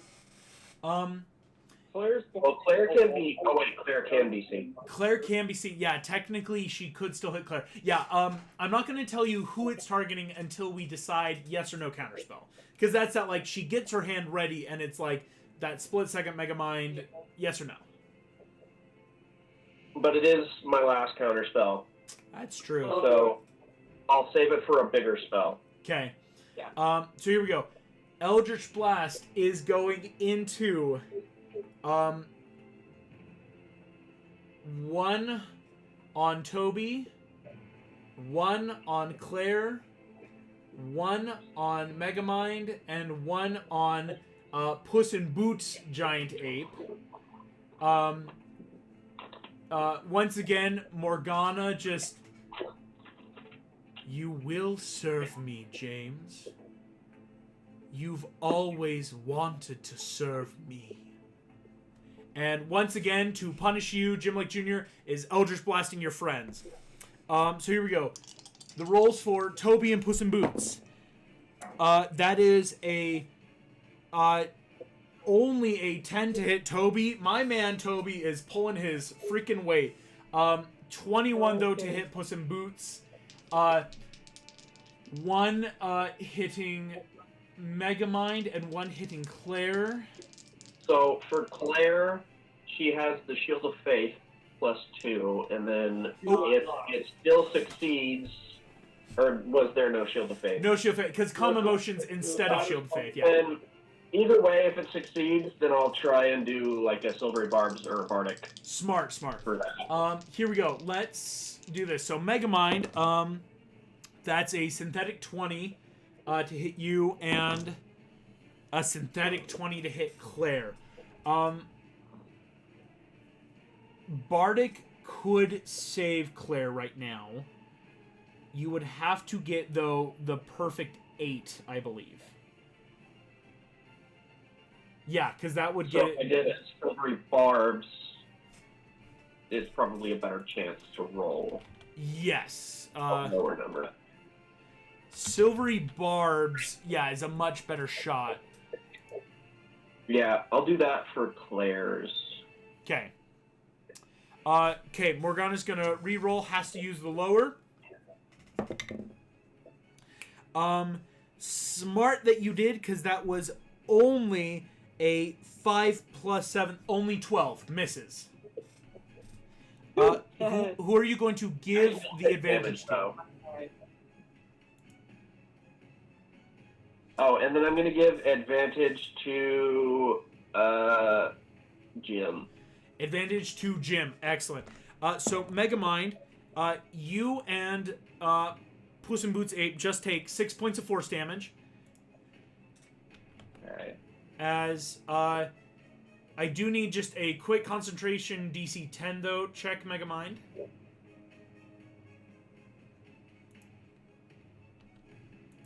I'm going to lucky that. Go, yeah, it's just... Let's not fail on one. Wow. Nat 20 instead. Yeah, you're good, Megamind. So Nat 1 and Nat 20. Let's go. Eldritch Blast hits, pass that concentration check. You are all a bunch of very concentrative monkeys right now. You'll love to see it. We're up to some monkey business. Love it. After Morgana's turn, that is the Gum-Gums. The Gum-Gums will start with the one on Morgana. He has advantage because of Diving Bolt. Yeah, because no one's gotten to her yet. So here we go. Our Gum-Gums are going to make 3 attacks. So first attack with the Great Sword hits on a 24. 2 slams. That is a 12, which misses, and a 15, which hits exactly. Dealing 20 points into Morgana. Morgana looks actually decently hurt now. She is not having a funky fresh time. Gum-Gum's going to attack Toby 3 times. That's a miss with the sword, but 2 hits on the slam. Toby takes 11 points of damage. Toby is starting to look very hurt now. He is at that bit of a midway point. He's taken a couple of big hits. A Gum-Gum's attacking... Let's see. One's attacking RJ. 2 are attacking Monkey Jim. And the last one, I think, can get there. 5, 10, 15 squeeze in. So, 3 Gum-Gums are attacking Jim Lake Jr. 1's attacking RJ. Thankfully, Megamind, the Gum-Gum isn't attacking you as there's a much bigger issue.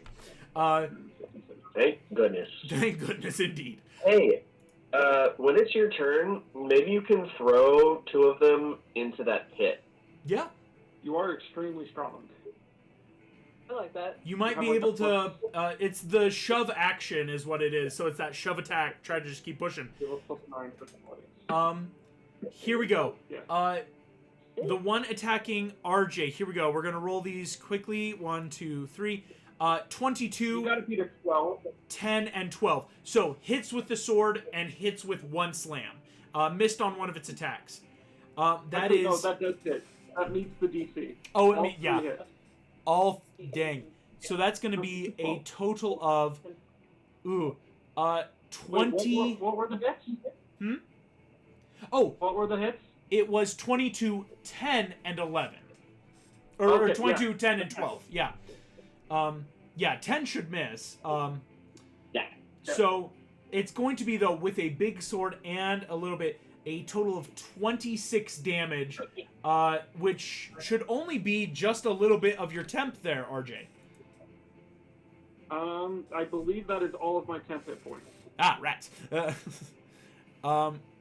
Here comes Jim Lake Jr. You have an AC of 12. I'm about to roll 9 attacks against you. 8, 9. And roll. Here we go. 20, 21, 11, 11, 17, 14, 25, 9, 16. So that's 3 misses, and one of those was a greatsword attack. But no crits. So here we go. So that was only 2 great swords, and that was then 4, 1, 2, 3, 4. Okay, let's tally these all up. So 1, 2, 3, 4, 5, 6. 24 plus 11 for 35 plus 35 plus 20 is 55 plus 6. Jim Lake Jr., you take 61 points of damage in ape form, putting you at just above half health, though, as an ape. You still have 96 hit points. Thank goodness for Monkey. The Gum-Gums take their big turn. That brings us to the boy. Is he going to help his mom? Intimidate him as a monkey so he comes closer to me. Maybe. Here we go. Let's start with his attacks. Ooh, nope, not gonna do that. He's gonna instead gauge the room, what he wants to do. Can he really do that? Oh, that's one of his recharge. Looking at taking guidance from his mother, the boy is going to make a heat vision attack against Puss in Boots' giant ape. It is a ranged attack, but I'm very sure he has to roll a nat 1 to even just meet the AC. Yeah. So he hits. So, hits. Not a crit, thankfully. Puss in Boots takes 20 fire and 16 radiant damage. For 36 into Puss in Boots' ape form. Puss in Boots' ape is looking horrifyingly bloodied. That is heat vision. And now we'll take his next 2 attacks. Because that was just replacing one of his attacks. Is going to fly over, go 5, 10, 15, 20, 25, 30, 35. And is going to start punching the monkey. And go roll. That's a 25 to hit. And that's a nat 2, which is still a 13, which unfortunately just barely hits the giant ape's AC. Negative R. Oh, wait. I should have called it before. Never mind. Yeah, no worries. Oh, but Megamind, you did silvery barbs. For But you don't have a reaction. Yeah, you did lose your reaction there. The monkey takes 31 points of bludgeoning damage and is up with 3, gang. Puss in Boots ain't going down like a chump today. But the boy has flown over and has started truly giving the monkey a pounding. That is RJ the ape. Hey, I am going to. Can you go back to that, please? I am going to take some attacks of opportunity as this monkey form, and I'm going to run up to the boy. 5, 10, 15. Yeah, because you'd have to just... so 2 attacks of opportunity from the Gum-Gums. I'm honestly hoping they hit. So let's see. First attack, that's a 12 exactly. Second attack, that's a natural 20. Hey, yikes. That's so... okay. Let's Because go. I want this monkey form to drop without me having to spend a bonus action to do it. I see. Clever. Using that to your will. So that is a total of 34. I have 41 hit points left. 34 points of damage. Drops you. You'll take an additional 13 to your normal form, RJ. Okay. RJ. Oh, I do need 13? What? You said 13? 13, yeah. So I do need a quick concentration check, but I think you'll be fine, though. It should just be DC 50. Yeah, you should be fine. Yeah, I keep it up. Yep. So, RJ, the ape form drops. Hey, I am now going to stab this man up the butt with the gun. All right, RJ, this is a melee attack. So you can use dexterity and proficiency and a d20. It's basically flavored as if this was a dagger attack, right? That like melee range, one target. Please make me that roll to hit. Are you one of the ones that has a bardic? You do have a bardic too, yes. Okay. And then do I still have a point of inspiration? Have I ever used it? I don't remember. I'll triple check. RJ, I think you have, according to my notes, I don't think you have a point of inspiration currently. I don't? You don't. Okay.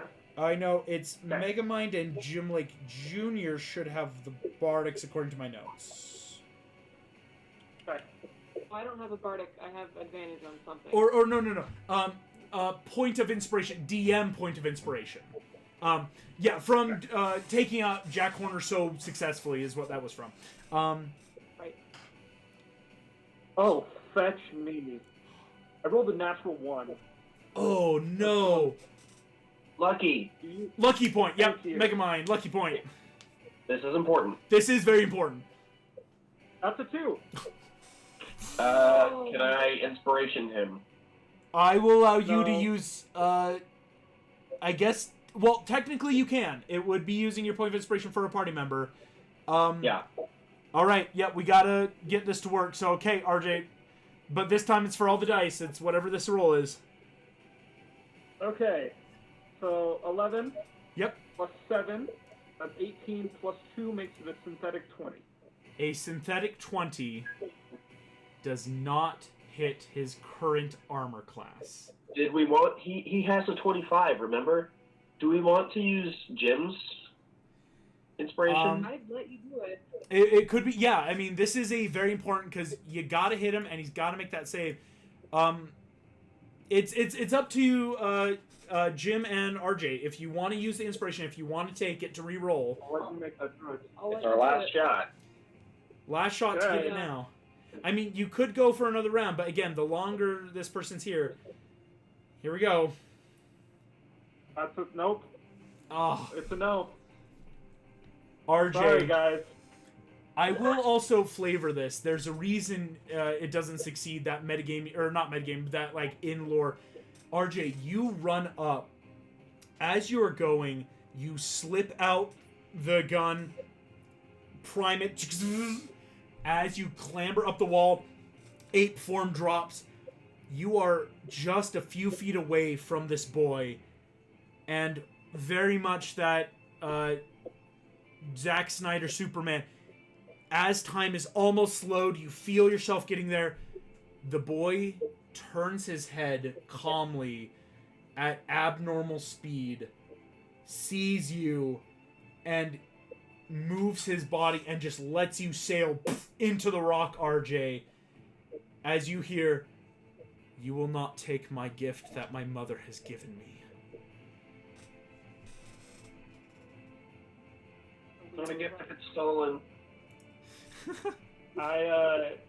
I laugh a little bit in that panicked sort of way, Yeah. and I have a bonus action. I don't You know got what me healing? Healing or before a fist meets your face? Or any hiding that you can do?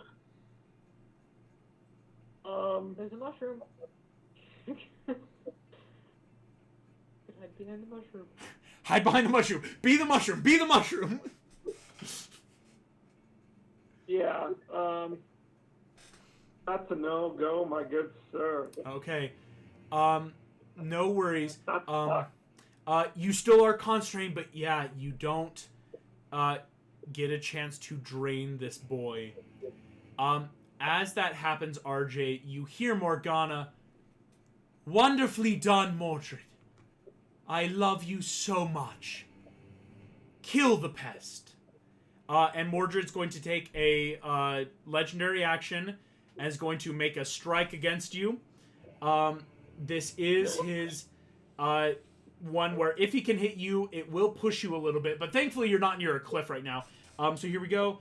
RJ does a synthetic 22 hit. yes. Yes. Right. That will deal 13 points of damage. I just need another easy DC 10 concentration check. So, monkey form drops, but that's okay. It only had 3 hit points left. Yeah, Puss in Boots is unfortunately no longer big, but was pretty close to getting out of there anyway. So, Puss in Boots is back. Can I offer the gun up to Puss in Boots? Yeah, Puss in Boots is up next. Oh, I will say, but unfortunately, he does push you 5'10" in that shove, so Puss has a little bit of work room to get there. Here we go. That giant ape form's gone. Puss in Boots is there. Still at full health, though. That's wild that, like, Puss in Boots is just barely in the fight now, so to speak. At the end, Mordred, punches RJ. RJ looking starting to look pretty hurt there. I am bloody. Puss in Boots is going to take his turn. What is he gonna do? He is gonna try to get the gun. He could try to do, because now he's back in his normal form. He does have some spells. And feline agility. And feline agility. And 2 attacks. And 2 attacks. Unfortunately, to use the gun, it is 1 action. It's not like a... You can't... Even if you attack, you can't, like, poke him twice. But that's the thing is, Puss in Boots actually might, for now, keep close by to get the gun. I think Puss in Boots is going to... I'm trying to think what Elle would try to do. She'd probably try to help give some form of advantage, but the Gum next to Toby is really close to death, but Moonlight could be helpful, because she could... Puss in Boots could now give Moonlight to start getting a bunch of Gum-Gums where we could start putting them in just that auto-radiant, kind of like that first fight. Oh, this is tough. I think, for now,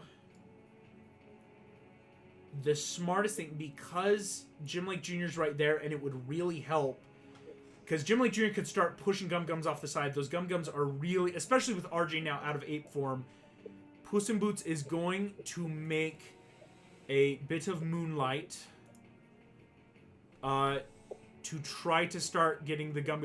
Basically something to concentrate on to give a lot of radiant damage, which is very harmful to Gum-Gums. So... I keep saying Moonlight. It's technically Moonbeam. So, Moonbeam goes off, is going to make right here. Let me try to make that a little bit brighter there. Just right there. So, there's that singular concentrate, but just now hitting both of those Gum-Gums. And any Gum-Gums that try to go through that path where, for a person they could slip by, for a Gum-Gum, it's gonna hit them. Puss in Boots is gonna do that. Yeah, we gotta try that. I think that would be Elle's best. But it's going to still move to try to, like, if RJ needs, like, passing off the gun, so, like, still close by to do all that shenanery. That is Jim Lake Jr.'s turn. It's my turn right now. Yes. Oh, interesting. I don't have to see to use that stuff. Okay. What? Good to know. I'm going to throw both of the Gum-Gums in front of me off the edge. Yeah. All right. Here we go. Yeah, 2 shove attacks, basically. So, Jim, I will roll and let you know. We'll do these one after the other in case one succeeds, one fails. First Gum-Gum is going to try to stay up. Oh, wow. All right. I rolled a 19. Is it contested athletics? It's a contested athletics, yes. So... Okay. The Gum-Gum rolled a 19 on the die plus 4 for a synthetic 23. What is 6 plus 9? 15. 15. You also have advantage. I do. Yes. Once, and do you still have the Bardic that I gave you a while back? Okay. Right before? Or did you already use that? I don't think you've used... I have not used the Bardic or the advantage yet. So, probably the advantage here, because if you can get one, you could probably get another. Yeah, okay. We'll do it. All right. We'll use advantage. So, Silvery Barbs helps off here. That was not better. Oh. So 15 total. So, the higher of the 15, I don't think a Bardic's going to help. for this first one because even with an 8, that's only a 23, which would meet, which doesn't help. Because with shove, you have to beat their athletics. Ties go to so let's just do the second one. All right, second one. So here we go. This is rolling again now. Oh, that's much more doable. 24. That's you got a 24 to their synthetic 21. This Gum boom, falls off into the abyss and is out of combat. Solid. Something I could, anything else I could do? That was your 2 attacks. I think that was your Okay. 2 attack. Yeah, Gum. you did get 1 off. That is solid. There's 4 Gum-Gums. No, 5 Gum-Gums left, but one of them still has enemy abounds, thankfully. Yay. Because neither of them even, realizes, oh, yeah, I need to stop this Gum-Gum from attacking me. They just keep shooting it. I will point of order this. Because it has just happened, didn't affect too much. Technically, enemy abound dropped when you gave Megamind monkey form. Because they're both concentration. Yeah. I forgot. I'm like, I already had a note on you saying concentrating. I forgot that was for the enemy abound.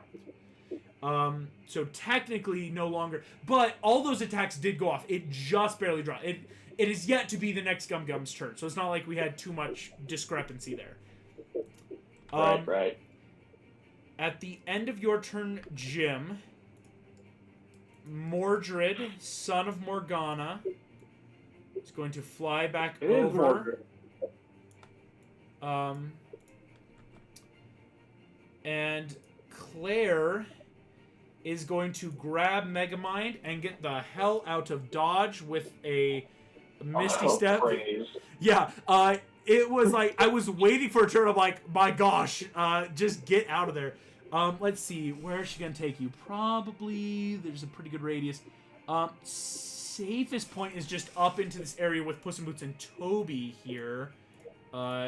Maybe behind Puss in Boots? Yeah, I think between the wall and Puss in Boots? Something where it's like behind Puss in Boots, but the Gum-Gum would have to pass Toby to hit people. So that kind of like, well, maybe... What I mean is like underneath RJ.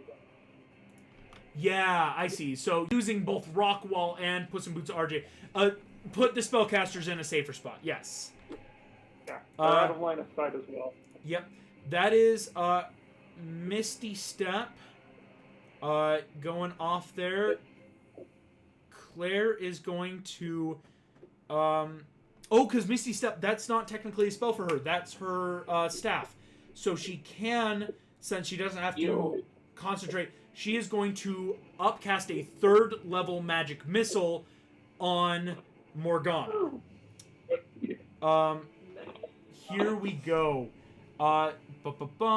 So that's going to give 5. So 1d4.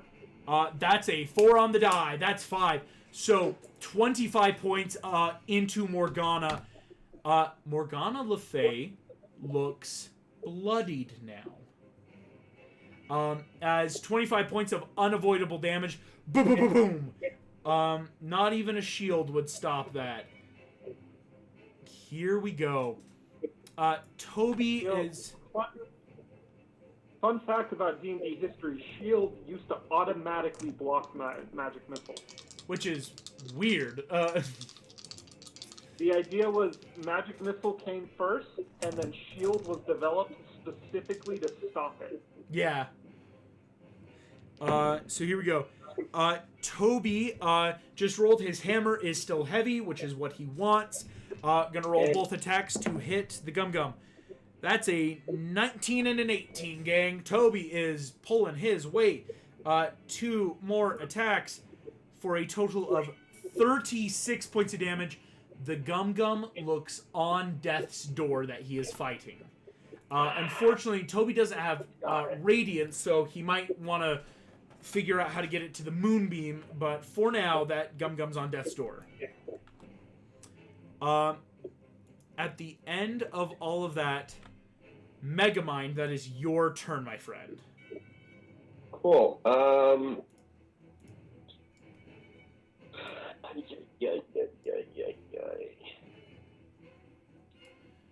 What spells do I got? Still.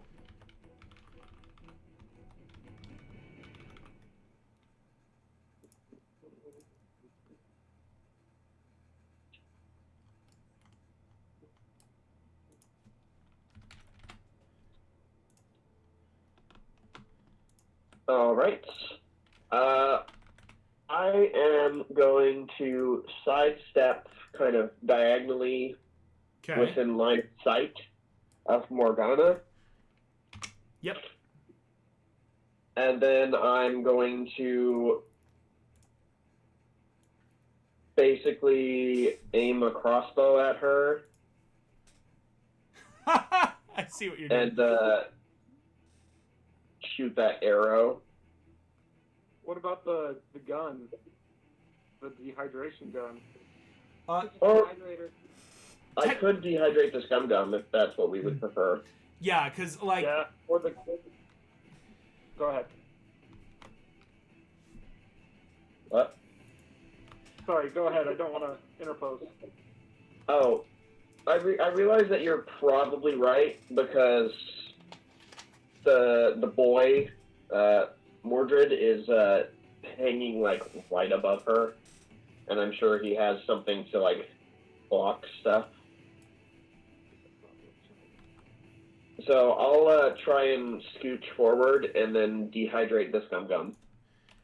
Gotcha. Go ahead, make a melee spell attack as you, move inch to dehydrate.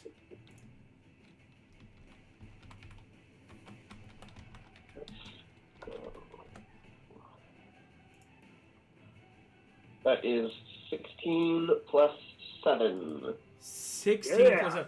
23 will hit. Excellent. You love to see it. That Gum-Gum's got to make a Constitution saving throw to avoid becoming slurped up. And if it succeeds, I want to use my last Negative bar. bardic. Yeah. Depending on if I can. What's your spell save DC right now, Megamind, for your 15? It rolled a 15 exactly on the die. So plus 3, it's got an 18. So you just need a 4 higher on a bardic to dehydrate. 4.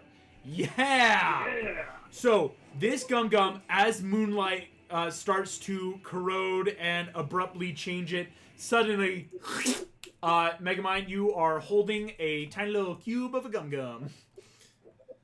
I want to toss it over that cliff. Don't even wait. Object interaction, and just huck it off the cliff. It is out of there, gang. Oh, you'll love to see it. And then I want to back up into my little safety circle. Yes, and then get back in there. So using a little bit more movement to get back in there. I might move would it be bad to all be clumped up in one spot for like a fireball or... Oh, it's a terrible idea. I promise you that. But it's best way to stay out of line of sight. I mean, you could go around the corner to where the Gum-Gum was and just kind of like stay out of sight that way. Yeah, I might do that. Kind of hide the other corner. Gotcha. So that way I'm not at least so clumped up with the rest of them in case a big explosion goes off or something. Yes. Okay, so let's move you, Megamind. So maybe like, if I'm understanding right, kind of like up in here? Yeah. Yeah, kind of that. So you're still able to get sight, peek around, do some of that around the corner, but not that you're in that immediate 15-foot range of most everyone. I love to see that. And then, because I still have a bonus action, would I be able to do Healing Word? You would. I haven't used a spell yet. You have yet to use a spell. You can Healing Word. Heck yeah. That's a 10. Sweet. Boom. Oh yeah, who are you healing? Yeah. Myself. I'm at. Yeah, you need I'm it. quite low. I was gonna As say, well as Claire. I think everyone's very low. Like, yeah, you and Claire are very bad. RJ's starting to look at. Technically, Puss in Boots and Jim are the only ones not looking hurt just because they had ape form for so long. Puss in Boots took over 150 points of damage already, and it's looking great. And is just now, like, doing great, gang. Yeah, next time I'll heal Claire. Smart, yeah. So, next of our bigger spellcasters there. Excellent turn, Megamind. You'll love to see it. Here we go. That's going to be... after your turn, back to some of the NPCs. So, first off, we need to deal with Jack Horner, who is still, doesn't really care. Just chilling. He's Yay. just chilling. Yeah, thankfully, Jim, it's easy to keep that concentration when you're in a different body. So, next up, we've got... who would be next? Oh, that is Morgana Le Fay next. Who, she is going to... She's gonna upcast a 7th level Cure Wounds on herself. Oh, come on. That's And I don't have a reaction to cast Counterspell. Yeah. We have tied up one of her main actions with healing every single turn. It's true. That's Oh, true. yeah. That's insanely helpful. To be able to tie up most of that stuff with those bonus action heals going on. Because that is, yeah, major spell work there. So, that's going to be 3, 4, 5, 6, 7. Sorry, I just had to 78 plus. Yeah. Morgana looks... Oh, yeah, I forgot she had that. She's going to re-roll a couple of her heals using powerful healing. It is only a once a turn kind of thing. Trying to heal. So 1, 2, 3 instead. Yeah. Oh, much better. So she heals up for 41 points of healing. Is now looking no longer bloodied, only just a little bit hurt. Once again, though, she's gonna Eldritch Blast. Of course she is. Eldritch Blast. Megamind, RJ, Toby. She's going for Claire. Yeah. Trying to get the people that look to be that Jim's closest companion. So Toby and Claire are kind of always on this list. And just Megamind and RJ, you're closer technically, just because Puss in Boots is technically behind. So here we go. Megamind does a roll 18 synthetically. No. RJ, that's a nat 20. Bring it on. I don't have a reaction. Don't have a reaction. It's Toby. okay.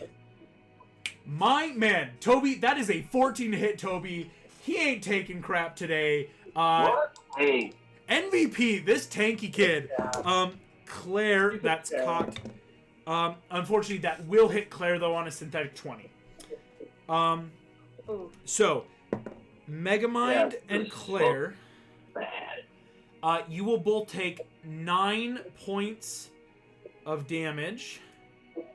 Megamind, I need a quick concentration check, though, just to keep up Jim's ape form, though. DC 10, you should be fine.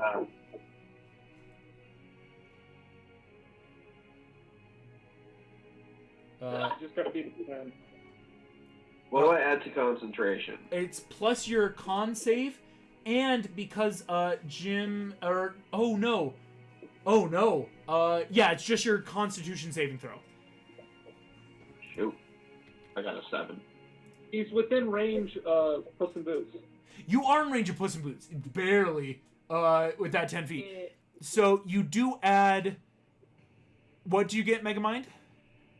I got a 7, and if it's a +2, then it doesn't make it. No, Puss in Boots has a +3 currently to his charisma. Meets it, beats it.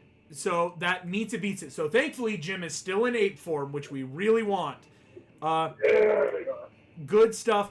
RJ, you are about to take a doubled, yikes, +5. That's 17 points of force damage, RJ.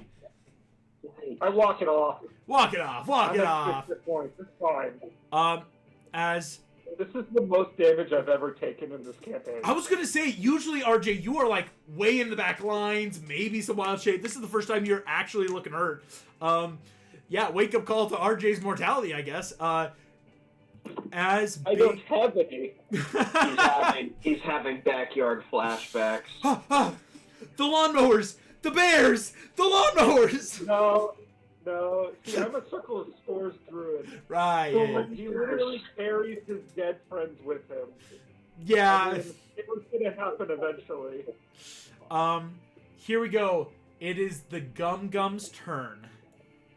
Now, the Gum Gum up here finally isn't attacking Morgana. Finally. But can only go 5, 10, 15, 20, 25, 30.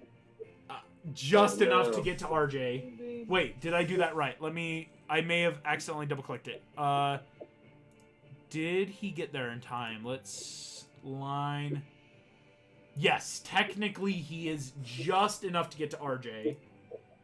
One's attacking Toby still. I'm going down. One of them's in the Moonbeam. Has to make that save.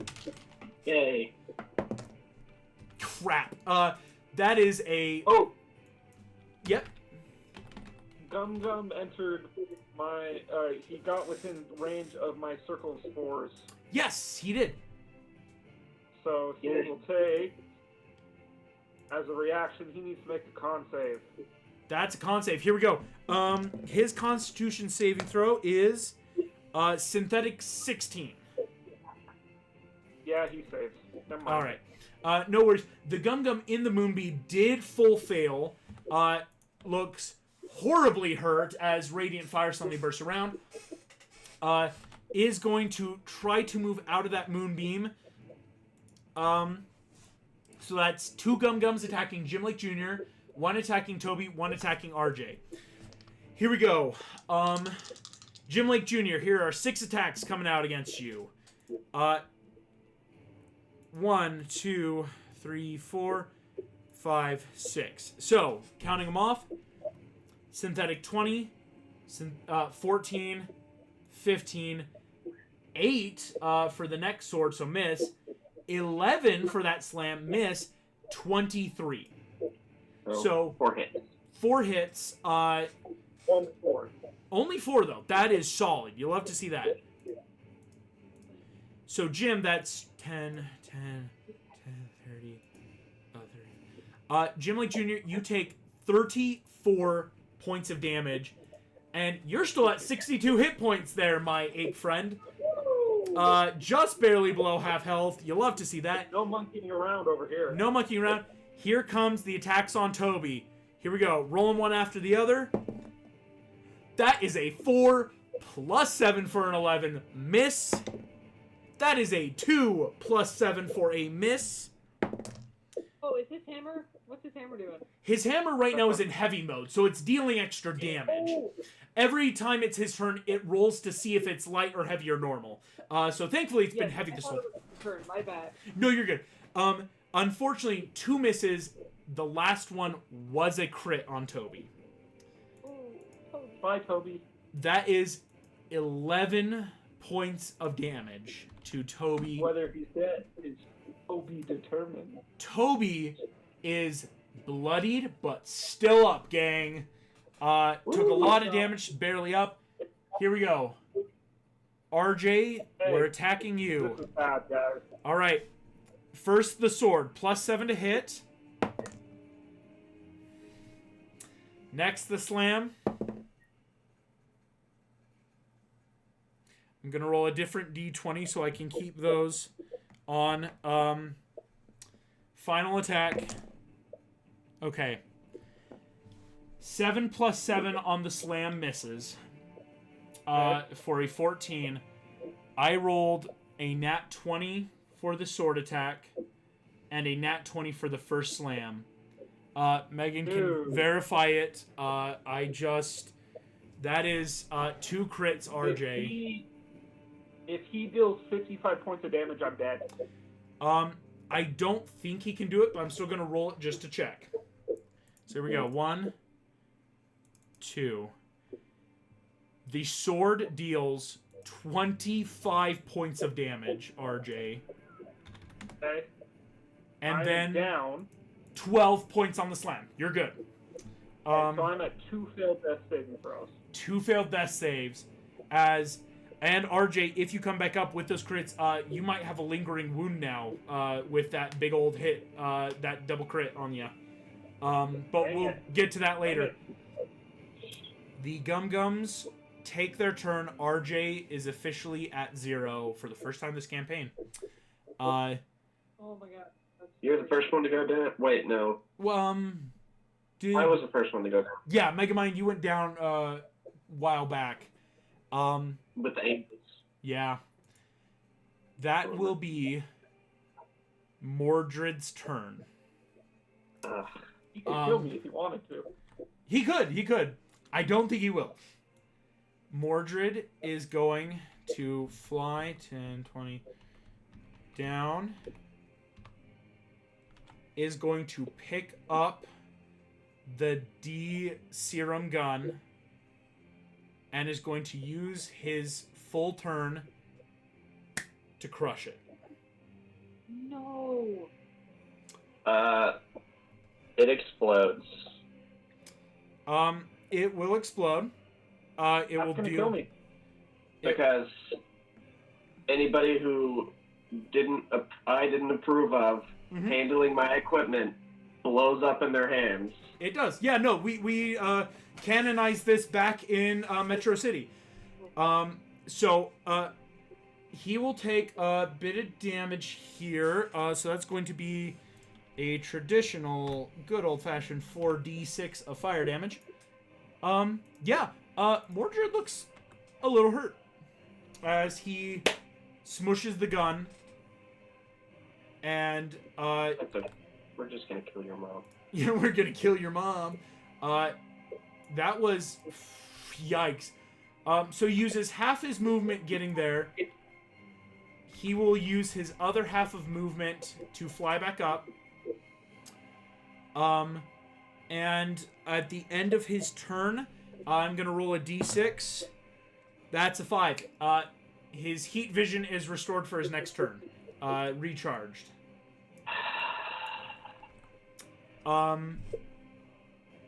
That is RJ. I need a death saving throw. Oh my god. Shoot. This is wild. 1 success. That's a 12. That's 1 success. RJ, it is Puss in Boots' turn. Puss in Boots. Get my grace back. You do. Yeah, that is important. Puss in Boots is for sure going to give you a full 35 lay on hands. No shot, no hesitation. Get you well and truly back up for that action, because you just gotta. 35? 35 hit points. Not 135. Yo, 135 hit points. RJ now back, no longer bloodied, as for a half a moment you thought you heard the whistle of a wolf and you're back alive. That was scary. That was too much. Don't do that again. Now it is... No, raccoons actually have 2 lives. Cats have 9, because they're favored by God or the devil. But the raccoons have 2 because they're crafty. Oh, rats. I did just realize, though, by healing you, RJ, Puss in Boots can't move the moonbeam this turn. Yeah. He was gonna... Yeah, I realized it was that give and take. I mean, RJ's now alive, so that's much better. Yeah, that's way important. At the... So I don't know what sucks. That is going to be... I was trying to make sure that I always had Mending prepared as one of my spells, but for some reason I took it off. Oh, no! I thought I could save the day, and then I looked at my spells, and I was like, you idiot! No. It's okay. We'll do this the good old-fashioned way. Yeah. Good old-fashioned. Lots of blood. Beat him up. Till death. Kill him. Jim Lake Jr., that is your turn as a giant ape, my friend. Okay, all right, let's throw these two guys off. Here we go. First Gum Gum. That's a nat 1. Oh. That's a natural 1. There's no way you can fail this. Yeah, 18. You, in just full rage, throw First Gum Gum off. Next Gum Gum's gonna roll as you second attack, turn around. Okay. Natural 20. Oh my gosh. I was about to be like, okay, he got a synthetic 19 on a nat 20. Jim, you are not having a good day. This is... They are hurting your friends. You're done with Morgana. Both Gum Gums fly into the freaking pit. Gone. You have movement now, Jim, if you want to start rushing somewhere. Well, We question. need you to get up in Morgana's face. Yeah, so that's why I was like, do we want calm potions? So, if I leave the 60-foot radius... It doesn't go away. I think you should be fine. You just had to be there initially, and now the point stays as long as you concentrate. Yeah, you can... It's just the original task. Okay. I've been like, that's not how that works this whole time, but yeah. Because I really thought it was. No. As long as you were in range when you first cast it, you can then run away. Alright, let's get this witch. Awesome. 5, 10, 15, 20, 30. You start climbing over the barricade, this wall here. Whoa, whoa, whoa. Giant monkey climbs up as you see Morgana's face as you cross this big old barricade, Jim. Heck yeah. Claire is going to help. While you're polymorph, you can't cast spells. Oh, I can't cast anything. Yeah. Okay. You have a throw attack. Claire, what is Claire gonna do? Next turn, throw attack deals more damage. I know what Claire's gonna do. Claire is going to help teleport herself and RJ up to this next higher vantage point. So it would get them right there. Basically, no Gum Gums nearby, just that, like, boom, another one up. As for Claire's... Theoretically, they don't know where we are, right? Theoretically, until their turns, maybe.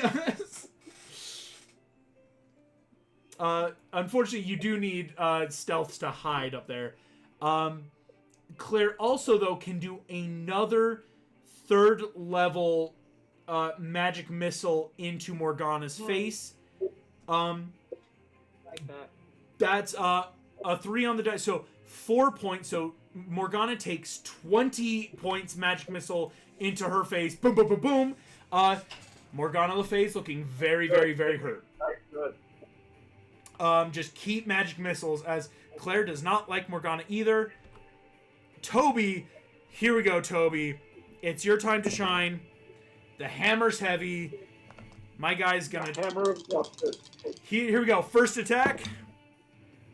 First attack is an 11. Misses. To be fair, I think that's his first miss, though. Second attack. It's been solid. That's a nat 20, my guy. That's a nat 20.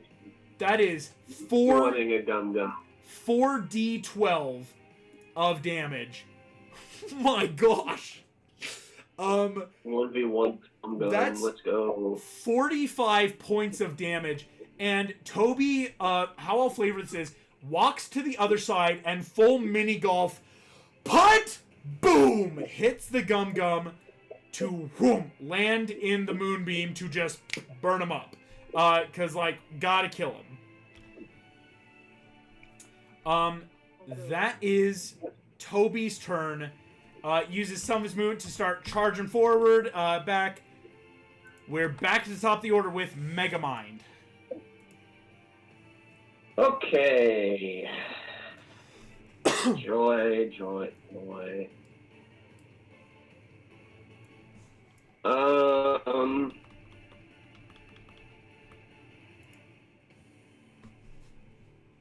How far am I from the boy? 55 feet. Counting for the bit of elevation. I am going to cast Enemies Abound. Woo! On You him. love to see it. Enemies abound on the boy. And for the first time this fight, Morgana is going to counterspell. And I'm going to counterspell the counterspell. Hey! Here we go! Alright, enemies abound. What is the save that Mordred has to make? I think it's intelligence, which I'm assuming he has a good one. Alright, his intelligence save, DC. What? What's the save DC? Oh, spell save DC is 15. Okay. And hold on, I have one. No, I don't. I just use right. other spells, so I can't do negative bardic. Crap. Never mind. Okay. Okay. Spell save DC 15 intelligence save. There's a chance. Here we go. Actually, I'll use this die.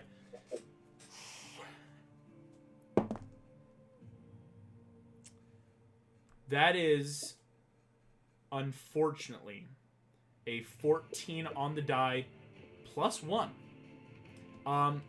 His intelligence is actually technically his lowest with only a plus 1 right now, but meets it, beats it. Oh. So close. Enemies abound goes off. Counterspell. The counterspell, just not enough. As Megamind at the end, then you do still have, movement bonus action. Yeah. Bonus action. Let's see who would be next in initiative. It would be RJ, I think, right? Currently, yes. On our squad. Yeah. I don't need it. Okay. Huh? I don't need it. The bardic. Yeah. I'll give it. No. Jim used your bardic, correct? Yeah. And then I'll give it to you. All right, Jim Lake Jr., you got a bardic again. My last one. Last one, but honestly, it's we're down to it. Megamind at the end then of your turn. Jack Horner once again is pretty apathetic with this all. Morgana Le Fay will take her turn. That hoe. She's got yikes. For her bonus action, she is going to bonus action bamf out a pair of Fey wings. These butterfly-esque wings, and goes 5, 10, 15, 20, 25, 30 up into the air, as well as Mordred. Looks at you all.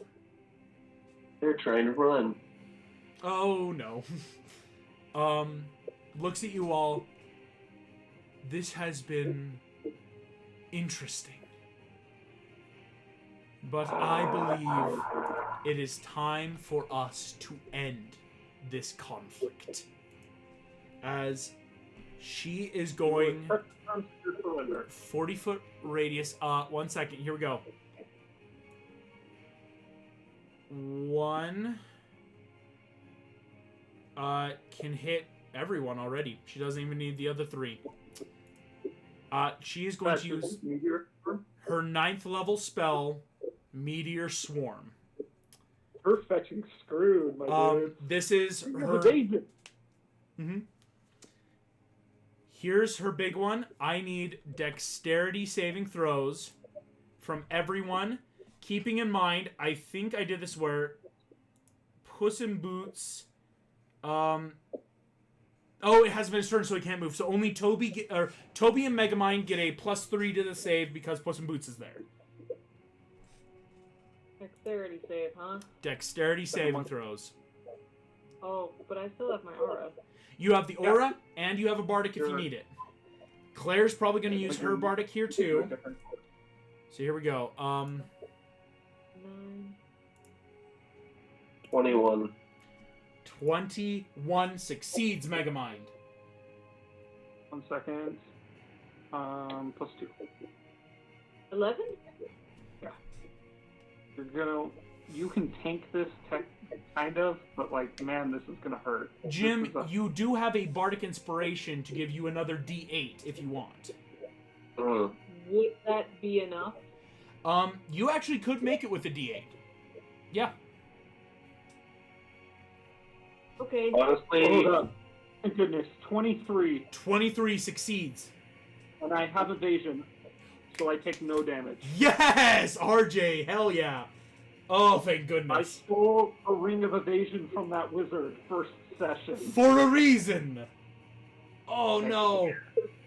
14 work. A 14 doesn't make it, unfortunately. You did need a bit higher on the bardic.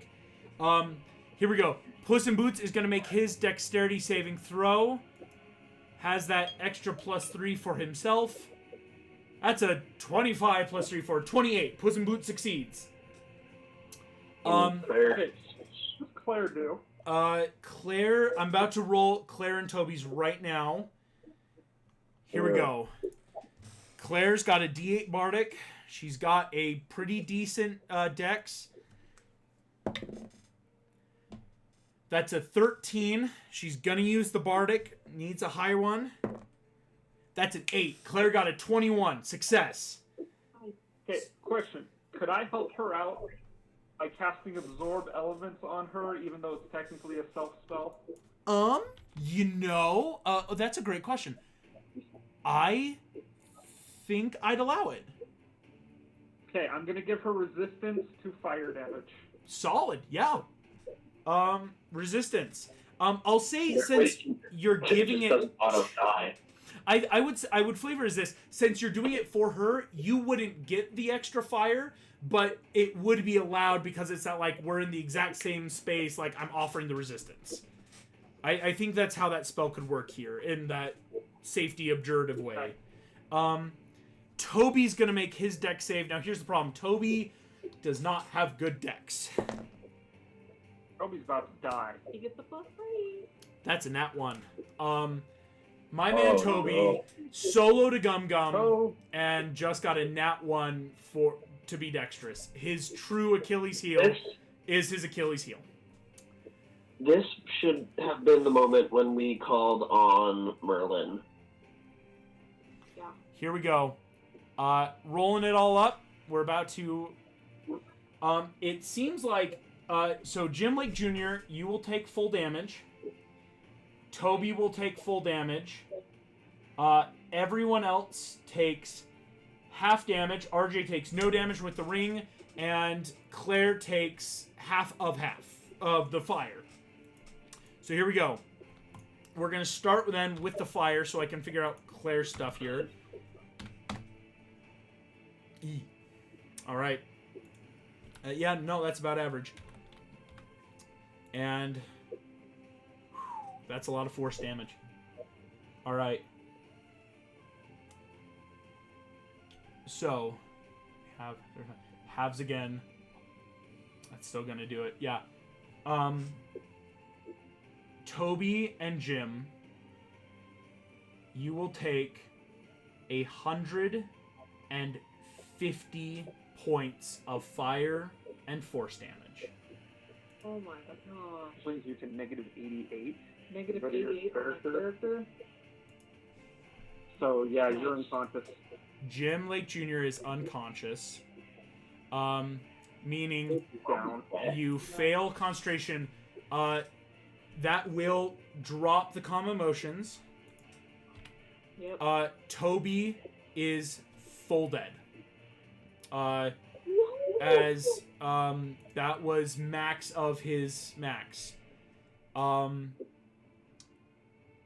Claire takes a combined total with the halves of 88 points, or excuse me, 85 points of damage, and is also full dead.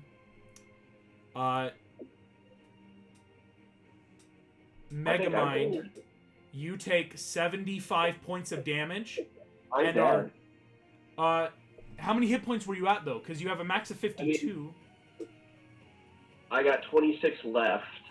26 plus 52 should give you 78. 150 halves is 75. You are barely unconscious, Megamind. Oh my god. Unfortunately, though, your concentration drops on Jim as well, which already was gone. So Jim Lake Jr. Oh, and Claire would have dropped, so yeah.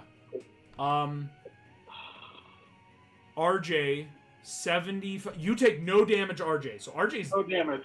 technically alive, my friend. And I'll allow, don't use absorb element since Claire would have dropped anyway. I didn't on that happening. What's Puss in Boots?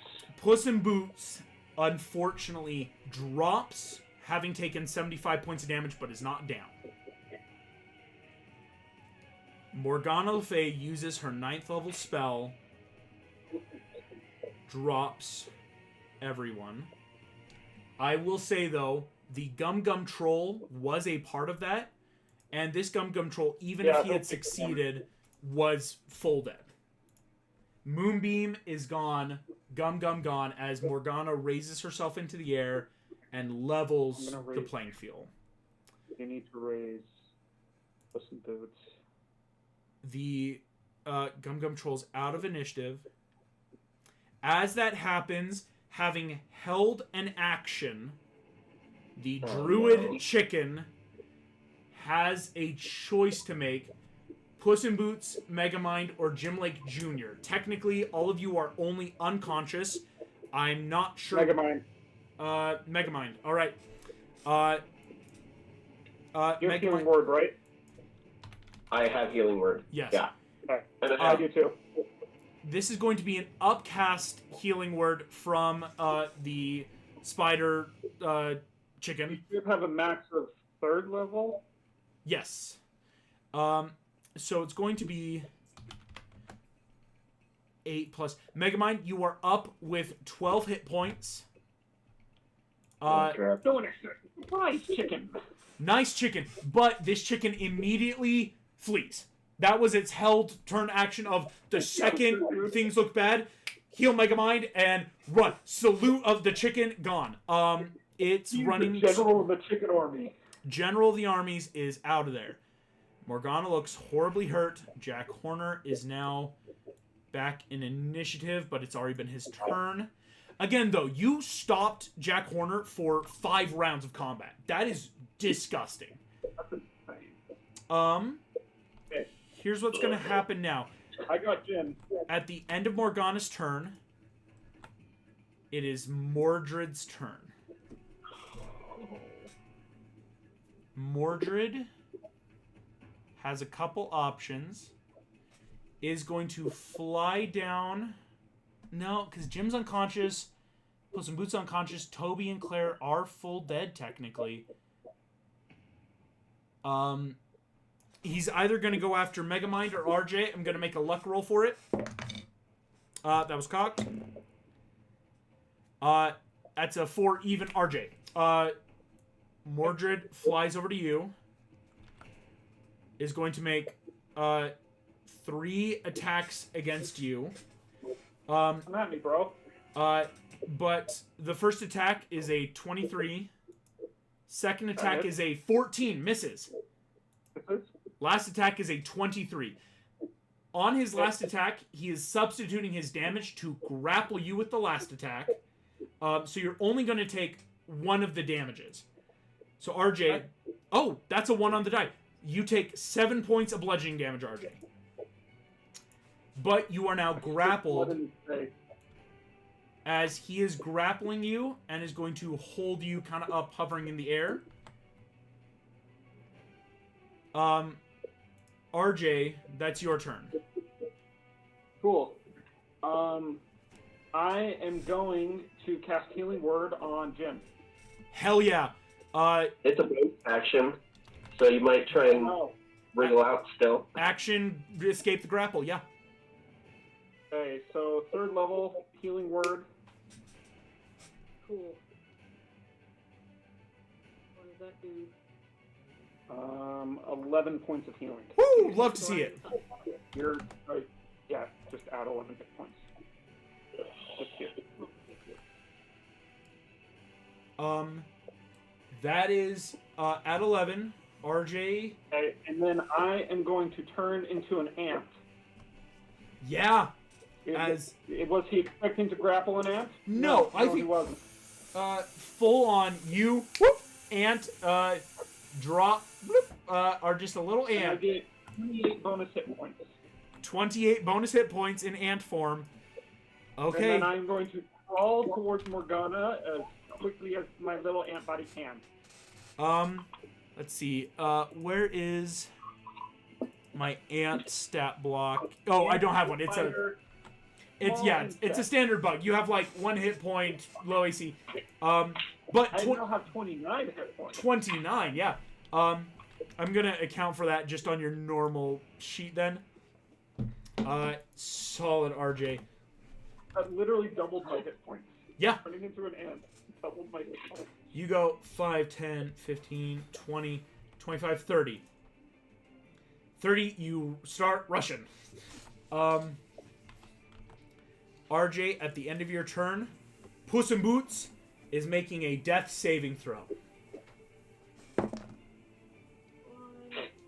Okay.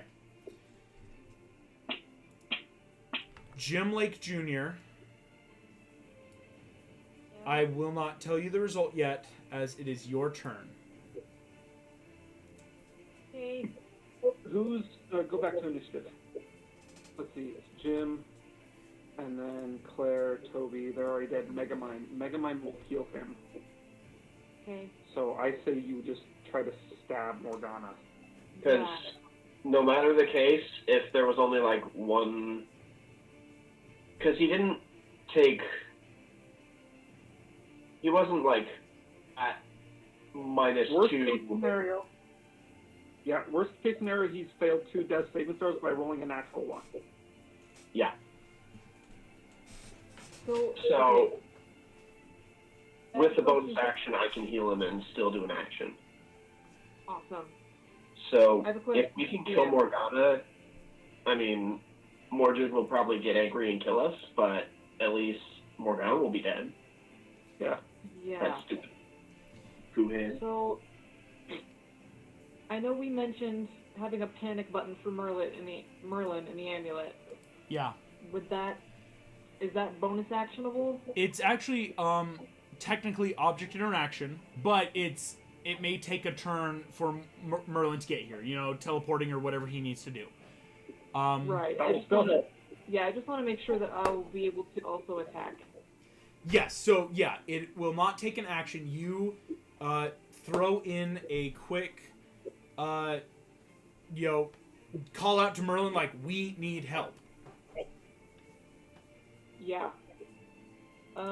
Also, where is Strickler? Is he still just hiding in the cavern like a coward?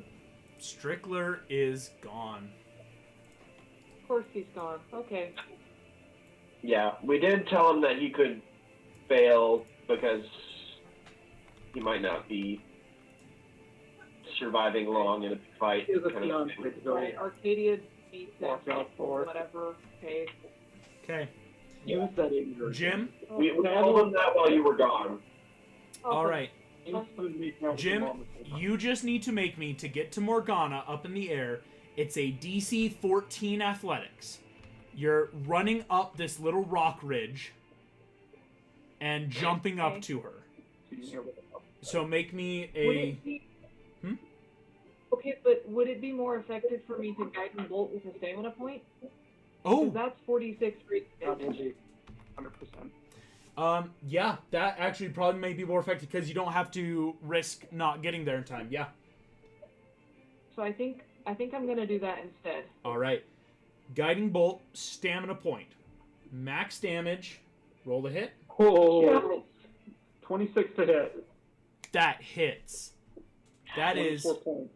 4d6, max 24. Morgana looks bloodied officially again. And Okay. she is glowing to have advantage. Oh, I'm gonna yell for you to move out of the way. By the way, Okay. He's out of the way. You have direct line of sight to her. because he runs up. Yeah. Oh wait, you don't move. Never mind. I forgot you didn't run up. We'll try to get up to her so you're ready to attack her. You could Right, try to run up the true. ridge, yeah. I mean, Yeah. We go back to features and traits. Yeah. Sorry. I just Yep. That's my second starlight. Okay. Sorry. Yeah, no, you're good. Sorry, I'm just trying to think how I can get the most out of this turn because Hey, go back up to lamp hands, please. do you have any healing at all? I have lay on hands. It's an action. That is an action. Do you have anything bonus action? Ooh. So I could. Do the red and just run up to her. Yeah. Okay, so if I can get within range of Morgana, I can siphon red starlight and just deal radiant damage to her passively. Yeah.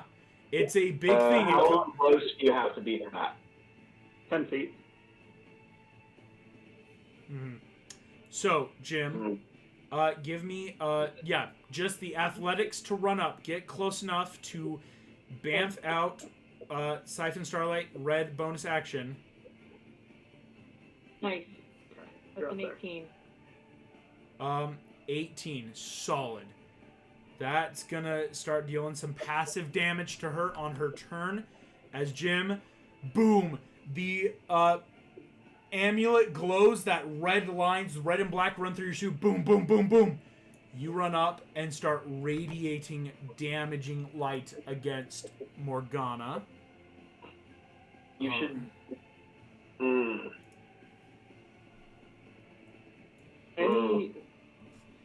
For a bonus action, 5 light radius, any creature that hits you with an attack will take radiant damage. If the creature is within 5 feet of you, the damage will double.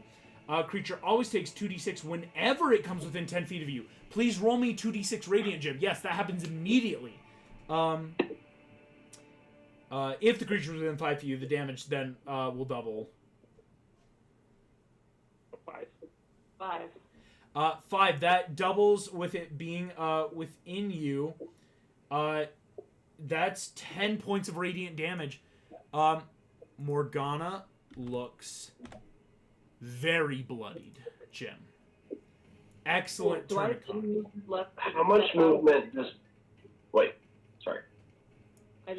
Do I have any movement left to step out of the way? Unfortunately, I don't think you have any movement. Okay. It did cost most movement to jump up there. Jim, at the end of your turn, it will make Megamind's turn. Can Jim trip and fall down?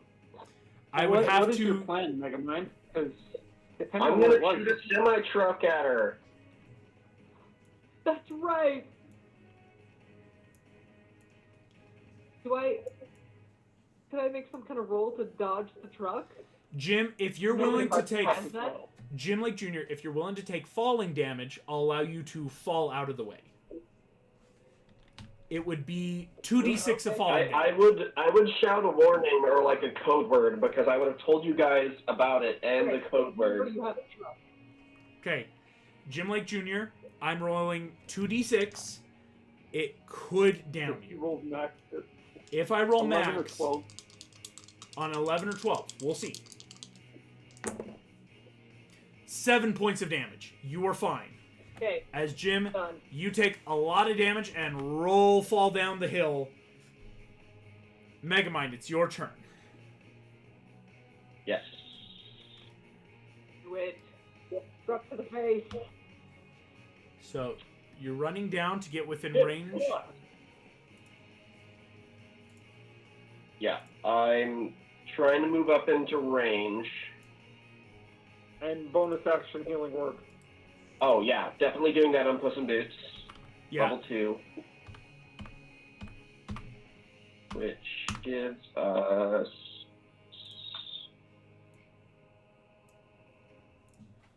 8 for Puss in Boots. Puss in Boots back up at 8 hit points. Okay, should I use these or this? I will let you know, Megamind. It's up to you. Digital dice are cursed. I know. Can you show it on camera? Yeah. Is it good? And it's a 4. 4. Oh. Um, But you have advantage because of guiding bolt. Oh, I do! you have advantage with Guiding Bolt. Pray. Pray for the dice. Pray. Yamase. Buddha Buddha. So, it's ironic. It's a nat 13 Oh. plus what I don't use crossbow normally. So what does that add? It should be your Plus 6? dex, yeah. It's a ranged. And proficiency. Oh, I want to use the stamina point. Shoot. I gotta be fair. I know. Yep. Ah! I will say, Megamind. On a plus your dex, 16. Mordred. Not proficient with it? Mordred is using his reaction to fly over, and he is going to take the damage instead. It's not supposed to appear till it gets close enough so he doesn't know what's happening. It is part of his reaction ability, being a superhuman. Megamind, though, electronically, can you roll me, though? This is going to be 20d8 of bludgeoning damage as a full semi-truck. I figured this out with Ty Solovson a long time ago of, like, how would cars work with hitting things. And you are rolling 20d8 of a semi-truck going... that's what a semi-truck deals to a human being on the freeway, is what we figured out mathematically.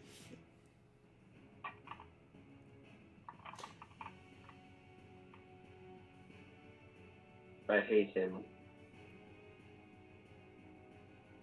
107. 107 points. Halves to 53 for Mordred. Just because he does have that resistance. Mordred, though, now looks hurt as he takes a full semi-truck to the face and doesn't look great. I hate this. Megamind, at the end of your turn, that is first Jack Horner, who I don't... He doesn't have any gun guns to shoot through. Doesn't have any gum gums to shoot through. Instead, can give... Yeah, he can give... he's going to give back a 3rd level spell slot to Morgana. Okay. Start giving her spell slots back. It is Morgana Le Fay's turn. As she looks at you all, you see satisfaction in her eyes as she goes to raise her hand, and something acts before her turn. Appearing out of the hidden condition, stabbing a dagger into her lower thigh. Strickler, with the clutch, comes in, stabs the leg, deals with that advantage, thankfully hit. Ah, damn. Alright, it is a dagger. Let me be very fair. Yeah, sneak attack, that was still only like 13 points of damage. She's very bloodied, very, very bloodied, but not down. It's better than nothing. As he does so, Strickler looks at you, Jim. I'm sorry I was late, young Atlas. I was getting you help. As you all hear a rocking roar thunder through the cavern. Barreling out of the entryway up above you, you watch as Arg the Troll, followed close behind by Blinky, and Merlin the Wizard run out to help you guys out. Blinky, Master Jim, we found you friends! As appearing on their backs carrying a small little dog and a cat with a dagger. Some of Puss in Boots' friends, as Hallelujah. that is where we're gonna end tonight's session with the cavalry coming in. It's alright, we went a little bit over time also. Tune in next time as will the friends be able to help change this initiative battle, or have they come too late? Thank you for watching. Thank you for listening. I will see you next time. Bye-bye.